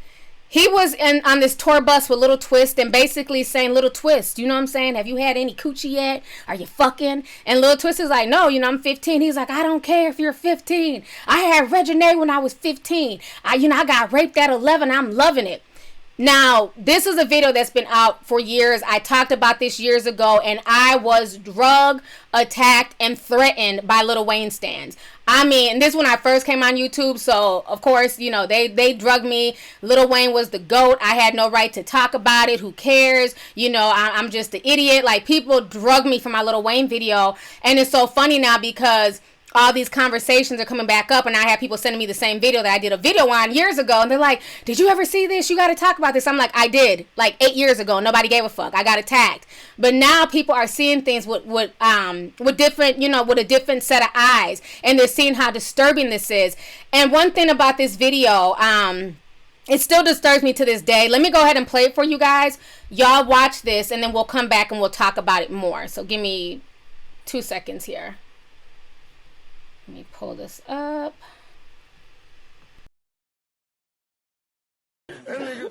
Oh, you at 12? 15. Yeah. Huh? Oh my God.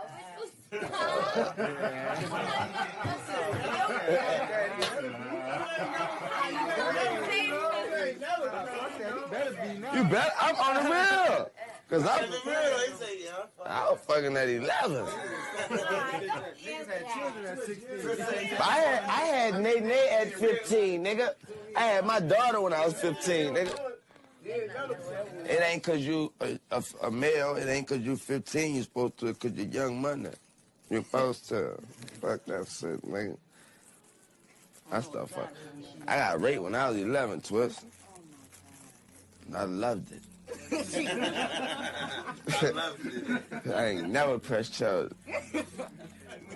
I'ma do you like baby them did me. Yeah. I'll never forget that day.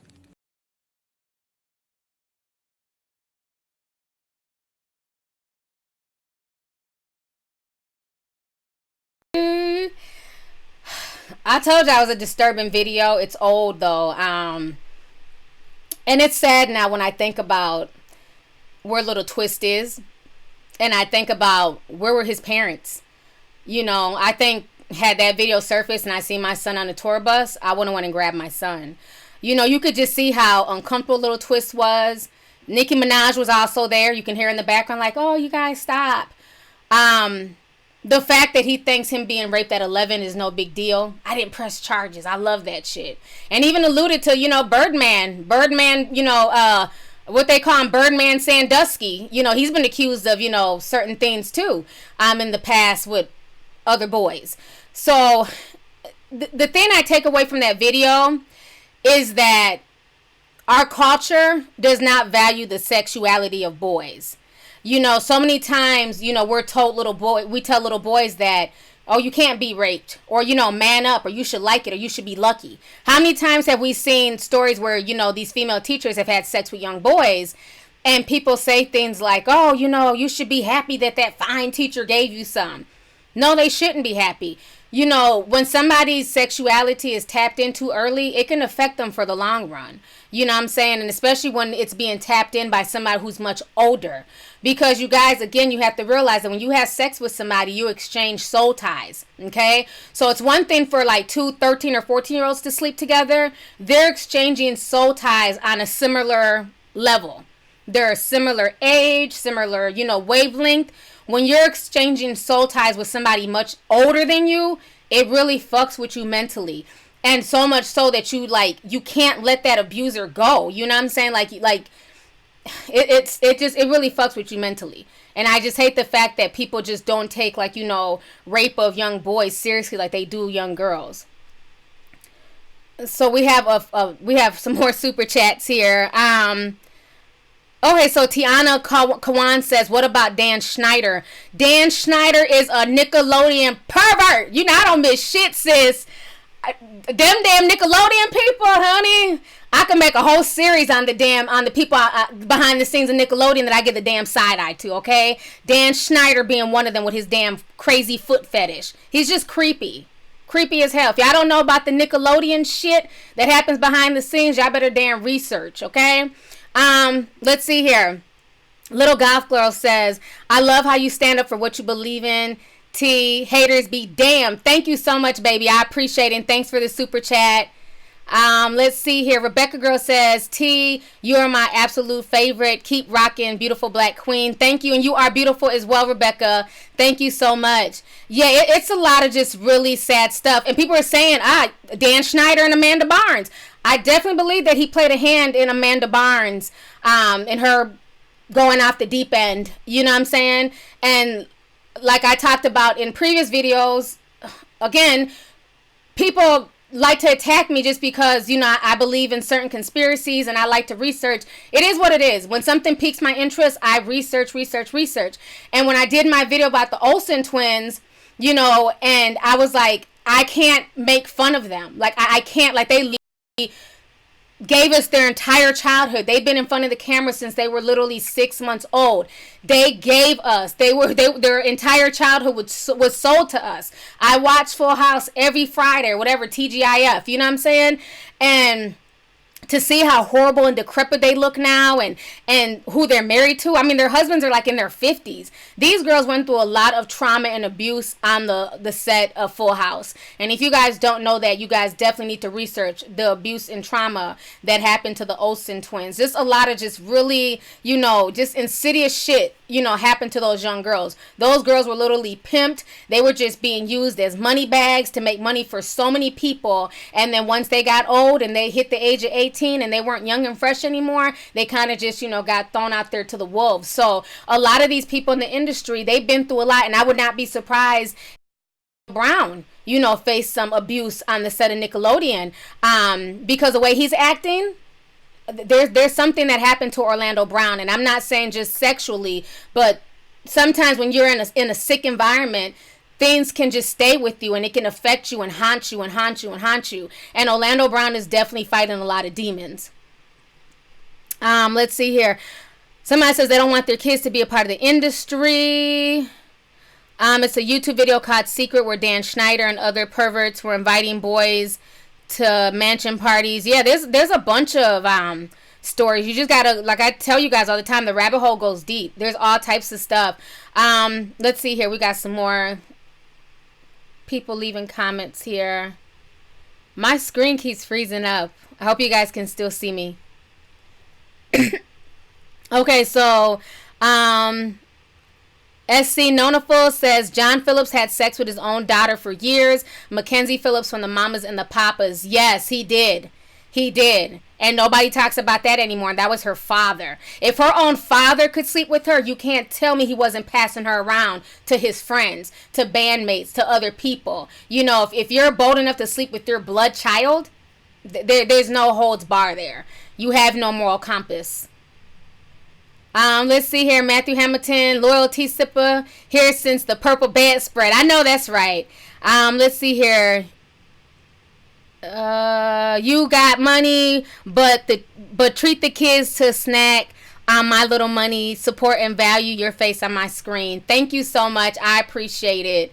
Again, you guys do this because you want to, not because I'm sitting here begging and all that stuff. So thank you guys. I really appreciate it. Yeah, Bob Saget is just, he's a pervert. I can't even watch any of his jokes, any of his stand-ups. You know, he tormented all of those girls. I believe that that's why Jodie Sweetin from Full House ended up on drugs and everything else, because of the things that they witnessed on that set. Now, here's some interesting tea I was researching not too long ago. I was kind of interested in what happened to that little girl from Poltergeist, right? And I know this is kind of off topic. I apologize, but hell, there's damn near 6,000 people in here, so let's just keep talking, right? Okay, so the little girl from Poltergeist, you know, they're here. I can't think of her name right now. Somebody write her name in the comment section, because her name just like left me. Heather O'Rourke. Okay. So the little girl was on Poltergeist. She was discovered at a mall or something by Steven Spielberg, and supposedly her, what was it? Did her kidney, something ruptured. It wasn't her kidney. What is that thing that ruptures? I can't even think of the damn organ. It was like the organ that's down here, like spleen or something, right? It supposedly ruptured, and that's how she died.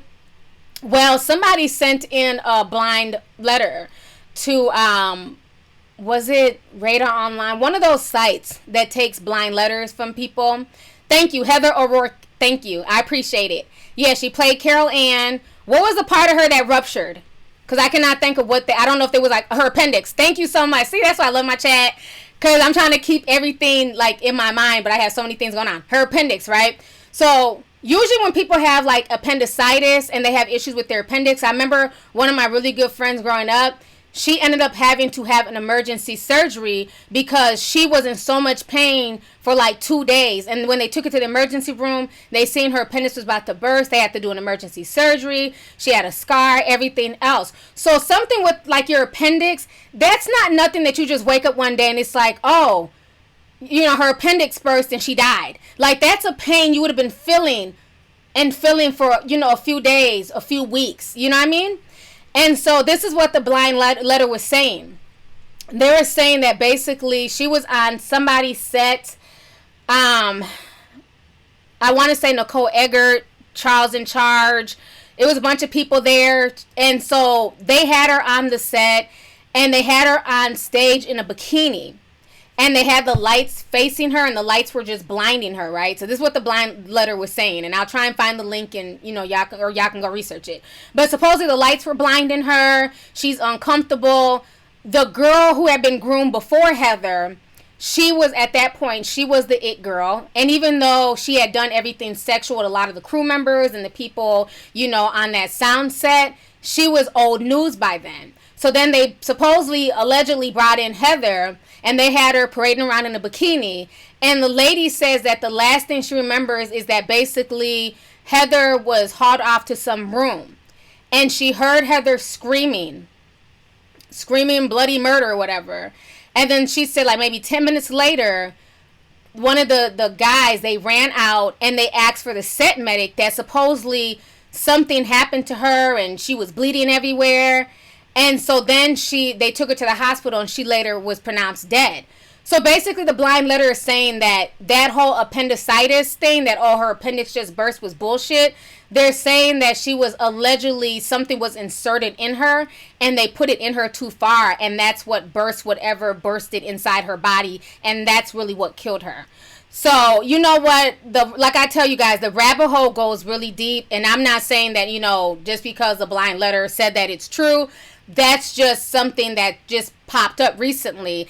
And, you know, unfortunately, when it comes to Hollywood, truth is stranger than fiction, you know, so you just never know. But it was really creepy just like reading through that whole letter. Like, you gotta like really read it. It was just like the creepiest thing.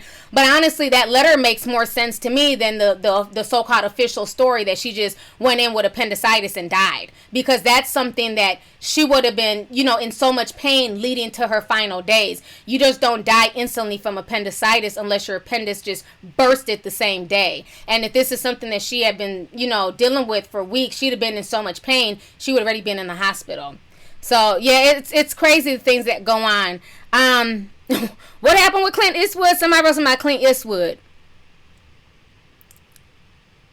Yeah, it's really sad. It's really sad. You guys just have to look it up. It's a blind letter. Google her name and Google blind letter. You'll see it. Let's see here. Tina Monic, thank you so much for the donation. She says, hey T, it's Martina. All of this stuff in the industry is sick as fuck. I hope all of this stops soon and something comes about it. No more letting these sickos slide. Love you, TT Leo gang. Gang, gang. I know that's right. Team Leo. Yeah, it's really sad. Yep, Bryan Singer, he's another creep. You guys know I'm a huge X-Men fan, Team X-Men all day, but it makes me uncomfortable to watch the X-Men movies that he produces now that I know that, you know, he molested and raped a lot of those young boys. Bryan Singer is another pervert in Hollywood, and for some reason everybody's turning a blind eye to his actions, but we have a surviving R.kelly. I can't wait to see a surviving Bryan Singer. Wonder when that's going to come out. Probably never. So yeah, it's a lot of crazy stuff. We've been on for almost 2 hours. I've been on here for 1 hour and 27 minutes. Let me go ahead. Let me see. There was something else I wanted to hit on here. I'm just checking my notes really quick. We got that. There was another. See, we talked about Lil Wayne. Oh, yeah, okay. Jada Pinkett. What's so crazy? I think this is the... Okay. Since the documentary has come out, R. Kelly's records, the streaming sales have increased. They've increased. So it's crazy. You know, even with all of this, he's making money. People, and so Jada Pinkett is wondering, like, you know, are people going and downloading his music and still supporting his music? And some people are saying it's because, you know, they want to listen for clues. They want to, you know, put two and two together. And I honestly think it's because people enjoy his music. Like, he made good hits, point blank. I mean, let's keep it real. He had hits like this.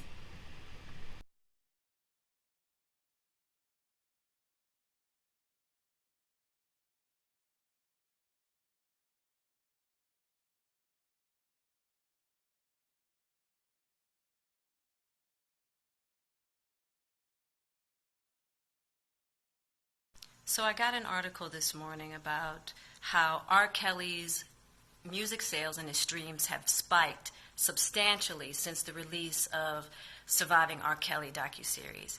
And I'm having a really difficult time understanding why. But I think it's important that I understand why.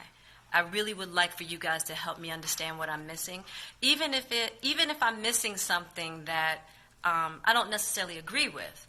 I just want to understand what I'm missing. So if you could sound off below, that'd be great. And we can continue the conversation Wednesday at 5 p.m. Pacific time on our Facebook Live. And I really don't want to believe that it's because black girls don't matter enough. Or is that the reason? So let me know. Happy Sunday.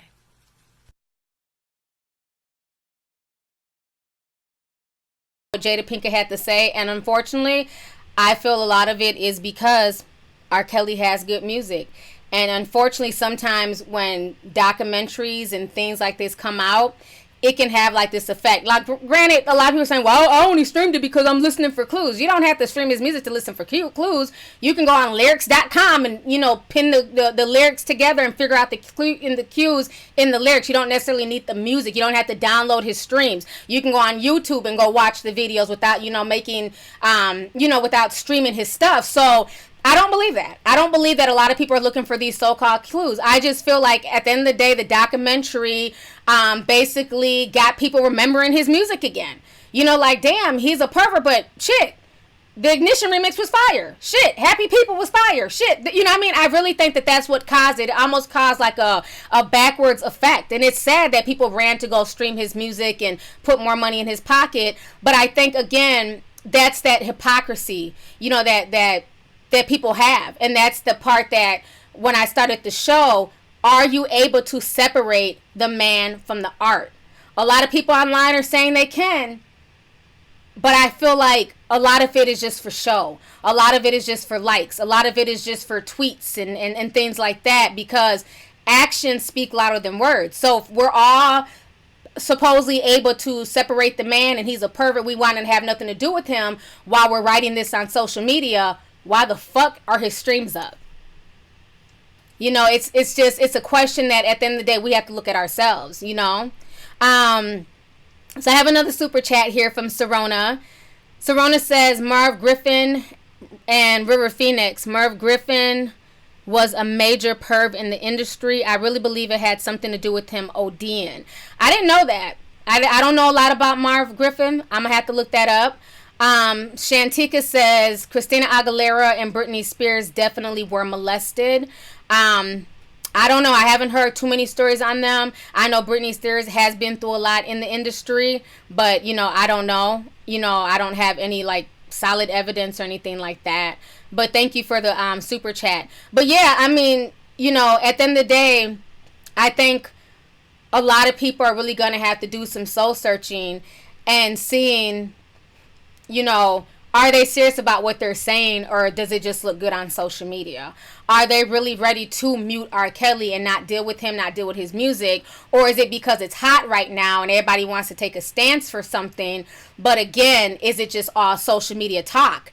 Because if people were serious, why is his music, you know, his streams up? And, you know, in less than 48 hours from the time that the documentary first came out. And, you know, a lot of people are saying that it's up because they're looking for clues and all this bullshit. I'm not buying it. I'm not buying it at all.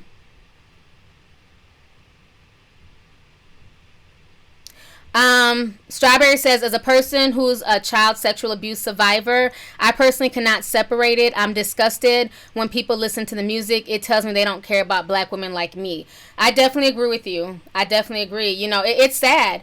You know, Samuel says he got good music, but I don't give R. Kelly no pass. Correct. Let's see here. I was serious about muting R. Kelly. I've been ready for a few years. Mute the cunt. The Seventh Heaven, Father. Okay, the comments are moving so fast. R. Kelly needs to be canceled. Helen says money talks. Yeah, it's the truth. You know, so unfortunately, even though some people have stopped listening to R. Kelly, then we have to ask ourselves, are we ready to mute all these people who have been molesting and doing things to people in the industry? Are we also going to boycott, you know, music from certain artists and, you know, movies from certain artists, or is it just R. Kelly? So that's the thing that we have to ask ourselves. That's what's going to really, that's what makes the rabbit hole go deeper, because it's like, you know, where do you cut it off? You know, he can't just be the sole person. He can't be the sole scapegoat, because in this whole hour and a half that we've been on, we've named so many people, you know, who have a track record of doing the same thing. But I really feel like people make excuses for R. Kelly because, again, a majority of the victims were black. Now, like I said, some of the older victims, the ones who were in their 30s, you know, who knew about R. Kelly, you know, who ran to go meet with him, and, you know, I don't know what they were thinking by trying to date him in 2017 when everybody knows how R. Kelly gets down and the things that he does. You know, I understand why a lot of people gave those ladies a side eye, but at the end of the day, even if they went into the situation, you know, naive, you know, with some type of pure intentions, at the end of the day, they were still abused, you know, and it's not okay, and nobody should be treated in that manner. So it's gonna be, it's, you know, it's just, it's such a, we can go so many different places with this conversation, you know, but I think we tackled a lot, and I'm just grateful for everybody who came through and left wonderful comments. Let's see here. Totally Terrible says, how do y'all know by now that the kids who accused Michael Jackson later confessed that they lied because the parents made them? Now that's deep. Because you remember Wade Robson, and he was like a dope dancer. Him and Michael Jackson were very tight. And for years, Wade said that, you know, Michael didn't abuse me. I'm his best friend, and I learned so much from Michael. And then recently, like maybe what, like 2-3 years ago, Wade came out and he said that Michael Jackson did molest and abuse him. You know, so it's like, you know, I don't know. And a lot of people don't want to touch it because, again, we deify people, especially in death. Look how many people are like, oh, you can't say that about Aaliyah. I can say that about Aaliyah. Okay, I grew up in the 90s. I know what I'm talking about. You know what I'm saying? Like, I'm not about to just sit here and act like, oh, she was, you know, she just made innocent music. No, she made very adult-themed music. It's like you're not allowed to, like, address anything with an artist once they passed. And, you know, who's to say? You know, part of it seems like it was a setup to set Michael Jackson up. But then he also paid off a lot of these accusers, and then a lot of them later on came and said that the parents made them lie to get money. So I don't know, that whole Michael Jackson situation, I don't know. I don't even know where to go with that one. Let's see, Above All Things, Dante, he says, I blocked him on Spotify, but I feel some people need time to mourn the lost music because he has been a soundtrack in many lives and you're an inspiration. Thank you so much. I appreciate it, and thanks for the super chat. And yeah, and I think that's what it is too, you know, because I mean, I Wish is probably one of my favorite R. Kelly songs. And it reminds me of somebody who passed away, and they used to love that song. They were from Chicago, you know, and when we play it, you know, we think about, you know, this guy, this young man who was shot and killed, and that was like one of his songs. So it's like, can I never listen to I Wish again? Because for me, when I hear it, it reminds me of Dee Dee. It doesn't remind me of R. Kelly and what he did. But now it's like, listening to it, was that a song that he made because he wished he could get some young cooch. You know what I'm saying? Like, you don't know what his intentions were when he made that song. And I think that's the part that's hard for a lot of people, you know, because it's such a positive song. Just like I Believe I Can Fly. How many people sung that at their damn graduation? You know, I remember going to my cousin's 8th grade graduation, and she blew that song. You know, she blew the song out the water. And it's like, imagine how she feels. Like, she was like the lead singer, you know, the little chorus during the graduation, the 8th grade graduation. She was singing that. So I can imagine how she feels now looking back, you know, 10, 15 years later. It's like, what the hell? Like, what the fuck was R. Kelly thinking? Like, this is insane. So it's, yeah, I think a lot of people are mourning the music. Let's see here. I will take a few more comments. Michael Jackson and Diana Ross. What about them? Diana Ross was messing with Michael Jackson? Spill the damn tea. Somebody else says, I feel like I'm mourning the music. Yeah, I think that was a powerful statement that Dante made. Like, I think a lot of people are mourning the music, because you'd be a liar to say that he doesn't have good hits. You'd be a liar to say that, you know, there wasn't a song that you liked on one of his albums. I don't care if it was like his early work or his later work. He's made some good music, you know, and that's the thing that's so sad with this is, for a man who can't read and write, for him to be gifted, you know, to be able to sing and to be able to write a song, it's not easy. It's very easy for people to sit back, especially when you're not in a certain genre, if you don't do certain things, to think that it's easy.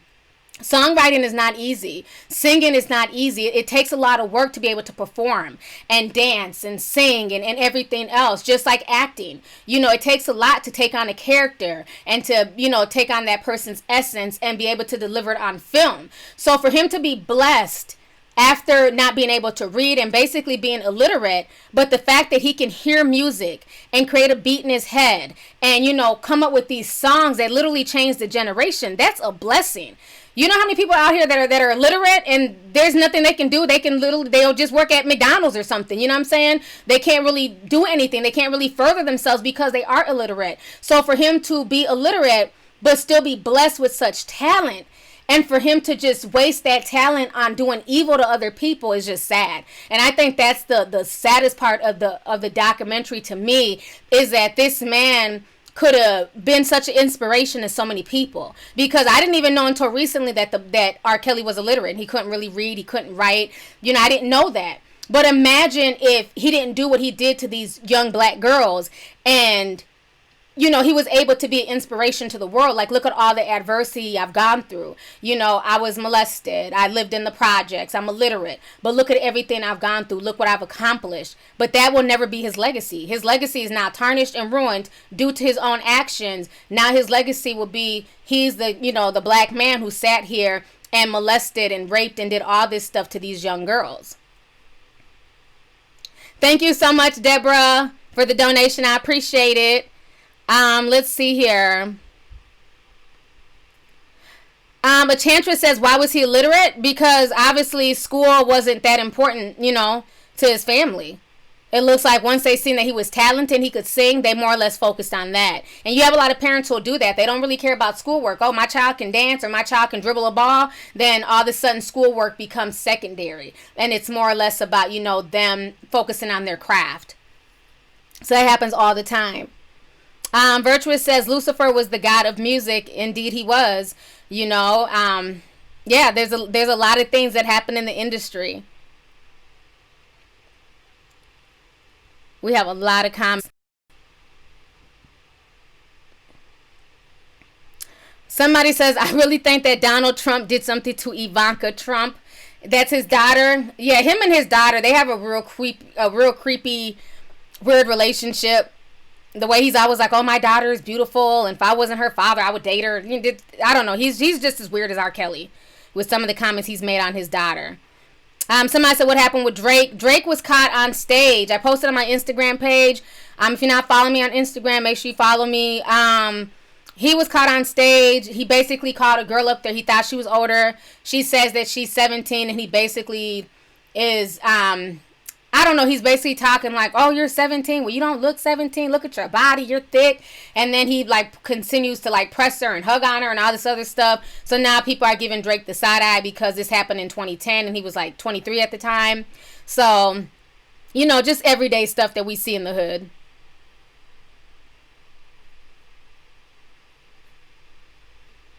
Let's see here. Somebody said K. Michelle is still protecting him. A lot of people are. You know, a lot of people are. Like I said, I've seen Neo come out. Oh, somebody says talk about Wendy Williams. I thought Wendy Williams did good in the documentary. I mean, she didn't say a whole lot, but I mean, it was cool. It was interesting to see her in there.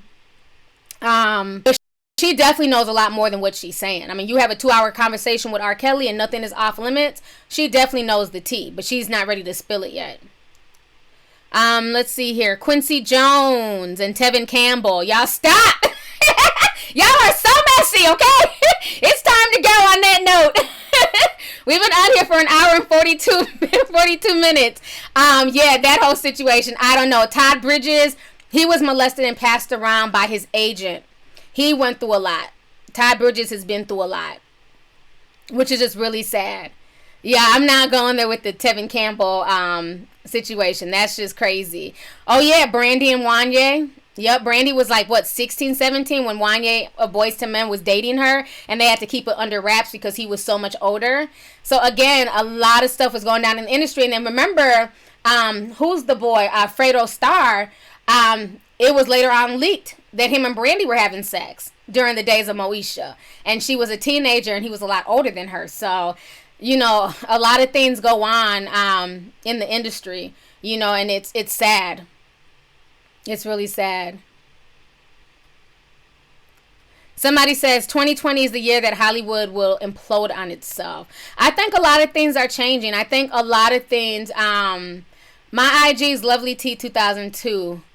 A lot of things are changing, especially with a lot of these movements. I think a lot of guys are going to have to watch the moves that they make and decide if it's worth it, you know, to risk, you know, trying to get, you know, some young female or whatever, if it's something that's going to blast them and possibly end them up in jail. You know, I think back in the day when we were growing up in the 90s, I mean, maybe you heard about 1 or 2 guys who was like a Chester child molester even going to jail, but it was so prevalent in the hood, like older guys talking to younger girls. I know so many of my friends who were teenage moms. When I was thinking about it the other day, a lot of girls that I know who were teenage mothers, most of the fathers are 5 to 7 years older than them. You know what I'm saying? And it's just like, these guys were such perverts. Like, what were you doing? Like, sleeping, you know, with a 14 or 15-year-old and you're in your 20s. Like, I mean, it was so many people. Like, it was just insane. Like, I mean, I ain't even gonna go there. But, I mean, there's people's parents I knew who was getting with young girls, you know? It's just, it's crazy. It's really crazy. Thank you so much, Chief, for the donation. I appreciate it. Somebody said it's 3 a.m. where they're at. Oh, my gosh. Thank you for staying on. Yes, Fredo from Onyx. Slam. Dun, dun, dun, dun, dun, dun. Let the boys be boys. Slam. Yes, that Fredo star. That was a song back in the day. Yes, him. Him and Brandy were messing around. Somebody says wasn't Cassie 16 when she got with Diddy? I'm not sure. I'm not really sure. I know that Diddy took her from Ryan Leslie, though. Ryan Leslie's a cool dude. I worked with him before. Very sweet guy. Somebody says, my son's father is 14 years older than me.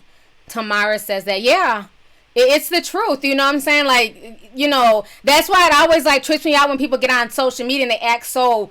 I don't know. It's just like this fake shit on social media where people act like people are so oblivious to what's going on in the real world. Like, we're so obsessed with these celebrities and them fucking young girls. And literally, there's a little girl down the street from your, you know, 4 houses down whose baby's father is 10 years older than her. You know, my own son, one of his friends in junior high, she was like, he was in 6th grade at the time. She was in 8th grade. She got pregnant. The baby's father was 25. And the mother refused to press charges. You know, so it's just like it happens all the time, you know, and unfortunately it's not okay, but it happens a lot. That's why I always like, it just bothers me when people act like they're, you know, like shit only happens in the celebrity world when, you know, young girls walk down the street and you have grown men trying to approach them and get at them. I mean, look at, what's that girl's name? Bernice Burgos. Grandma Bernice. Shout out to Grandma Bernice. She looks damn good for being a grandmother. But yeah, she had her daughter at 15. Her baby's father was like 27 or some shit, you know? So it happens all the time. Miss Obsidian Reloaded says, when I was 13 and 14, I had grown men trying to tie to me. Yeah, me too, sis. It's the truth. My boyfriend is 7 years older than me. I'm 20. Well, you're grown. That's fine. You know, but yeah, it's the truth. Like, most people back in the day dated older guys. Older guys came at most people, most young girls. So it's the truth. And it's so funny now because it's like people try and play it off and they're like, oh, you know, they have no choice really, because with these movements, a lot of these guys have slowed down on, you know, trying to date younger girls and holler at younger girls, but the shit still goes on. It still goes on. And that's the sad part. Somebody says, I look like shit at 15, LOL. The 25-year-olds look like vixens now. Yeah, the 15-year-old girls nowadays, they look older than me, honey. I be on Instagram like, I cannot believe you're 15. Like, they look like grown women. It's insane. Like, in this day and age, I can see how some guys can be confused by some of these girls because they look like grown women. Not only are their bodies on point, you know what I'm saying, from all the hormones and the food, but then when they put on the makeup and the eyeshadow and the lashes and the hair weaves, like, they look like they're 22, 23 years old. And it's just like, what in the world? So it's crazy. Cheese says, to all the people who are thinking of running off with these people, remember, just because you see power in another, don't let it diminish your own. That is the truth. That is the truth. Lavender Curl says, in South Korea, the age of consent is 13. Older men used to prey on young girls. Yeah, 13. It's crazy. Now, let me ask you this before I go. Okay, I want to ask you this. I was thinking about this earlier, right? So I noticed like a lot of people will be like, okay, so let's say a guy's 30, right? And he gets with an 18-year-old girl. Excuse me. I noticed some people get mad like, oh, that's too much of an age difference. You're a pervert. You're a pedophile. But legally, the law says at 16, you know, you can have sex at the age of 16. But I think they have to be like up to like a 4-year difference. But once you're 18, anything goes. You can make porn. You can, you know, have sex with multiple people as long as you're 18. And I see a lot of people saying, no, that's not okay. You know, that's disgusting. But again, if it's legal, it's legal, right? So my question is this. To the people who feel like it's not okay for a girl who's 18 to date a man who's, you know, 30 years old, because let's keep it real. When Dame Dash was with Aaliyah, I think, or even when Jay-Z was hollering at her, she's probably like 18, 19-ish. So yes, by then she was legal. But again, these guys were damn near 30, right? They're like 27, 28. So do you think that it's no one's business? As long as the girl is of age and she's 18, it doesn't matter how old the guy is. If she wants to sleep with the guy who's 50 and be, you know, his girlfriend, that's nobody's business because legally she's of age. Or do you feel like, okay, for so long we say that kids are not really mature, their frontal cortex doesn't really develop until they're 25. So at 18, they really don't know what they're doing. Because think about it, if an 18-year-old commits a crime or they, you know, shoot somebody or commit a robbery, I mean, granted, they are charging a lot of 18-year-olds as adults, but that's always one of the main excuses, that their frontal cortex hasn't developed yet. You know, you shouldn't be giving them these harsh sentences because they're 18, they're not 25. So, do you feel because most kids' frontal cortexes has not developed, should they move the age limit to 25, all the way developed, or do you think that's a reach? Let's get the discussion popping. Let me know what y'all think. Do y'all think that's a reach? Do you think it doesn't matter? As long as she's 18, she can mess with a 7-year-old if she wants to.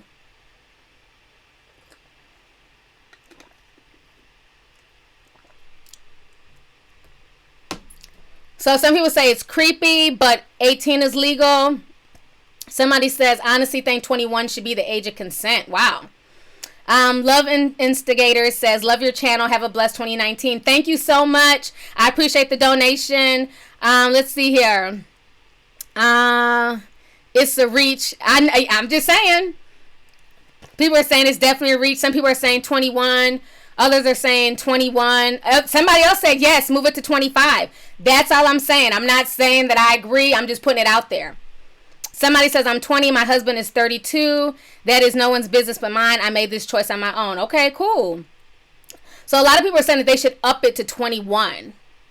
I think 21 should be the legal age to do anything. That's very interesting. Other people are saying 18 equals adult. The frontal cortex is a reach. At 25, we are still wet behind the ears. And then somebody else says it depends on the power dynamic. That's interesting. Create Your Own Opportunity says, yes, 25 should be the legal age until 21. That's very interesting. So some people are agreeing with the 25 and 21 and up. Other people are saying, okay, at 18 you just graduated high school. That's very, very interesting. And shout out our newest member, that chick Chanel. Thank you so much for joining the membership, sis.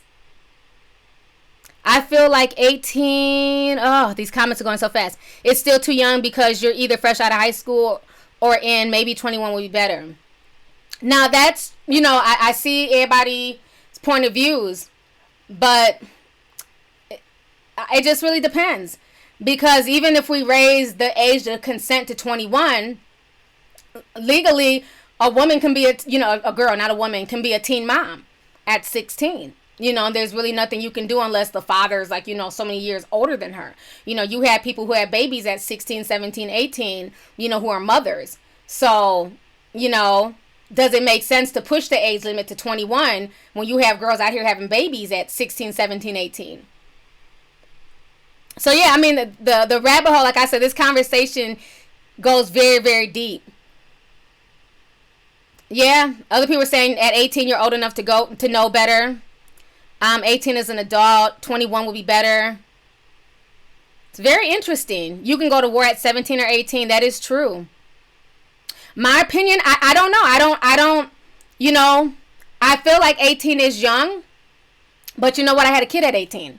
So it's like, I was a mother at 18 years old. And looking back on it, I was so young. And you think that you're grown and, I got a baby and I'm grown. And you're not. You're not. You're like, when you look back on things and you're older, it's like, I was so young. My son will be 18 next week. And it's like, I couldn't imagine him having a baby. You know what I'm saying? Imagine we had a baby, I'd be a grandmother. I'd be a fly grandmother, but I would still be a grandmother. I couldn't even imagine being a grandmother right now. So it's hard to say, raise the age limit to 21 or 25, when I was a mother at 18. So I don't know. But, at the end of the day, I think the most important thing is that we got to talk to our children. We got to talk to our children and have open dialogue, especially, with young boys, reiterating to them how to treat women and to be respectful to women and to, check for ID and make sure if a girl says that she's her age, that she really is her age. Girls lie about their age all the time because they want to feel grown. They want to feel sexy. So a girl might say she's 18. Well, you need to do your due diligence and make sure she's really 18.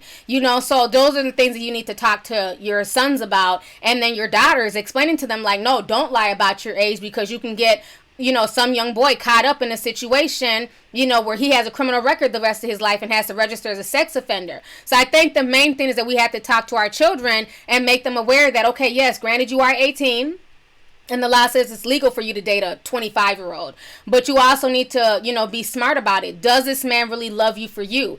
Does he want you for you? Or is he just around just to, use you up and get some or, things like that? What is the power dynamic? So I think those are the conversations that make more sense that we have to have in our own household as parents, as opposed to, waiting for the government to implement a age that we feel comfortable with.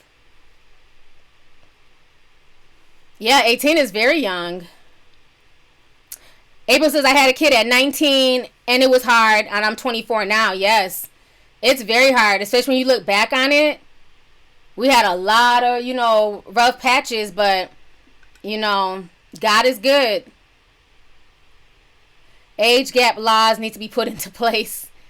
And what are the age gaps you think? I'm 19. T, are you single? You young boys scared me, honey.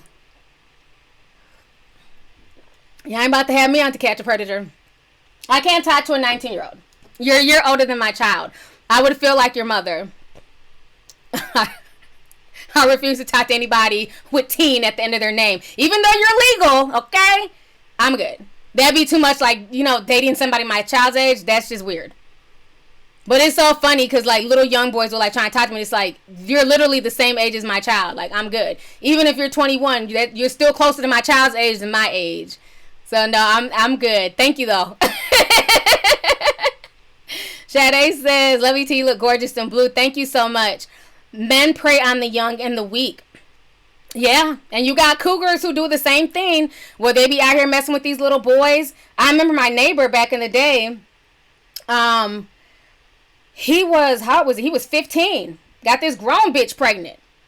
Grown ass white lady. She had 4 kids by 4 different black guys. She had all these little mixed kids running around. And she got pregnant by my 15-year-old homeboy.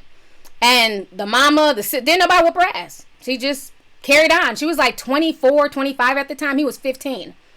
I have a nephew on my ex-husband's side. He became a father at 16. His baby's mother was 25. So you have women who do the same damn thing.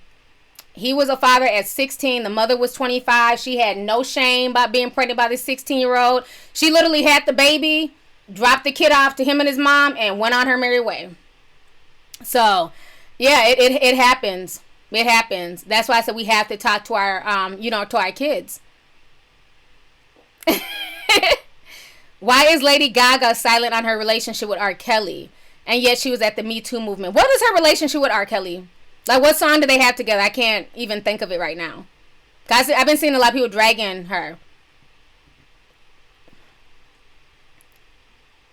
Totally Terrible says, I'm 19. I don't feel comfortable with dating somebody older. Hold on, I left. I look at an 18-year-old like a shorty. You got a bus to catch. Kamani said that. I literally just turned 29. My ex will be 23 soon. I definitely saw why dating young is an issue. Views are very different. Yeah. And that's another thing when you date somebody older, and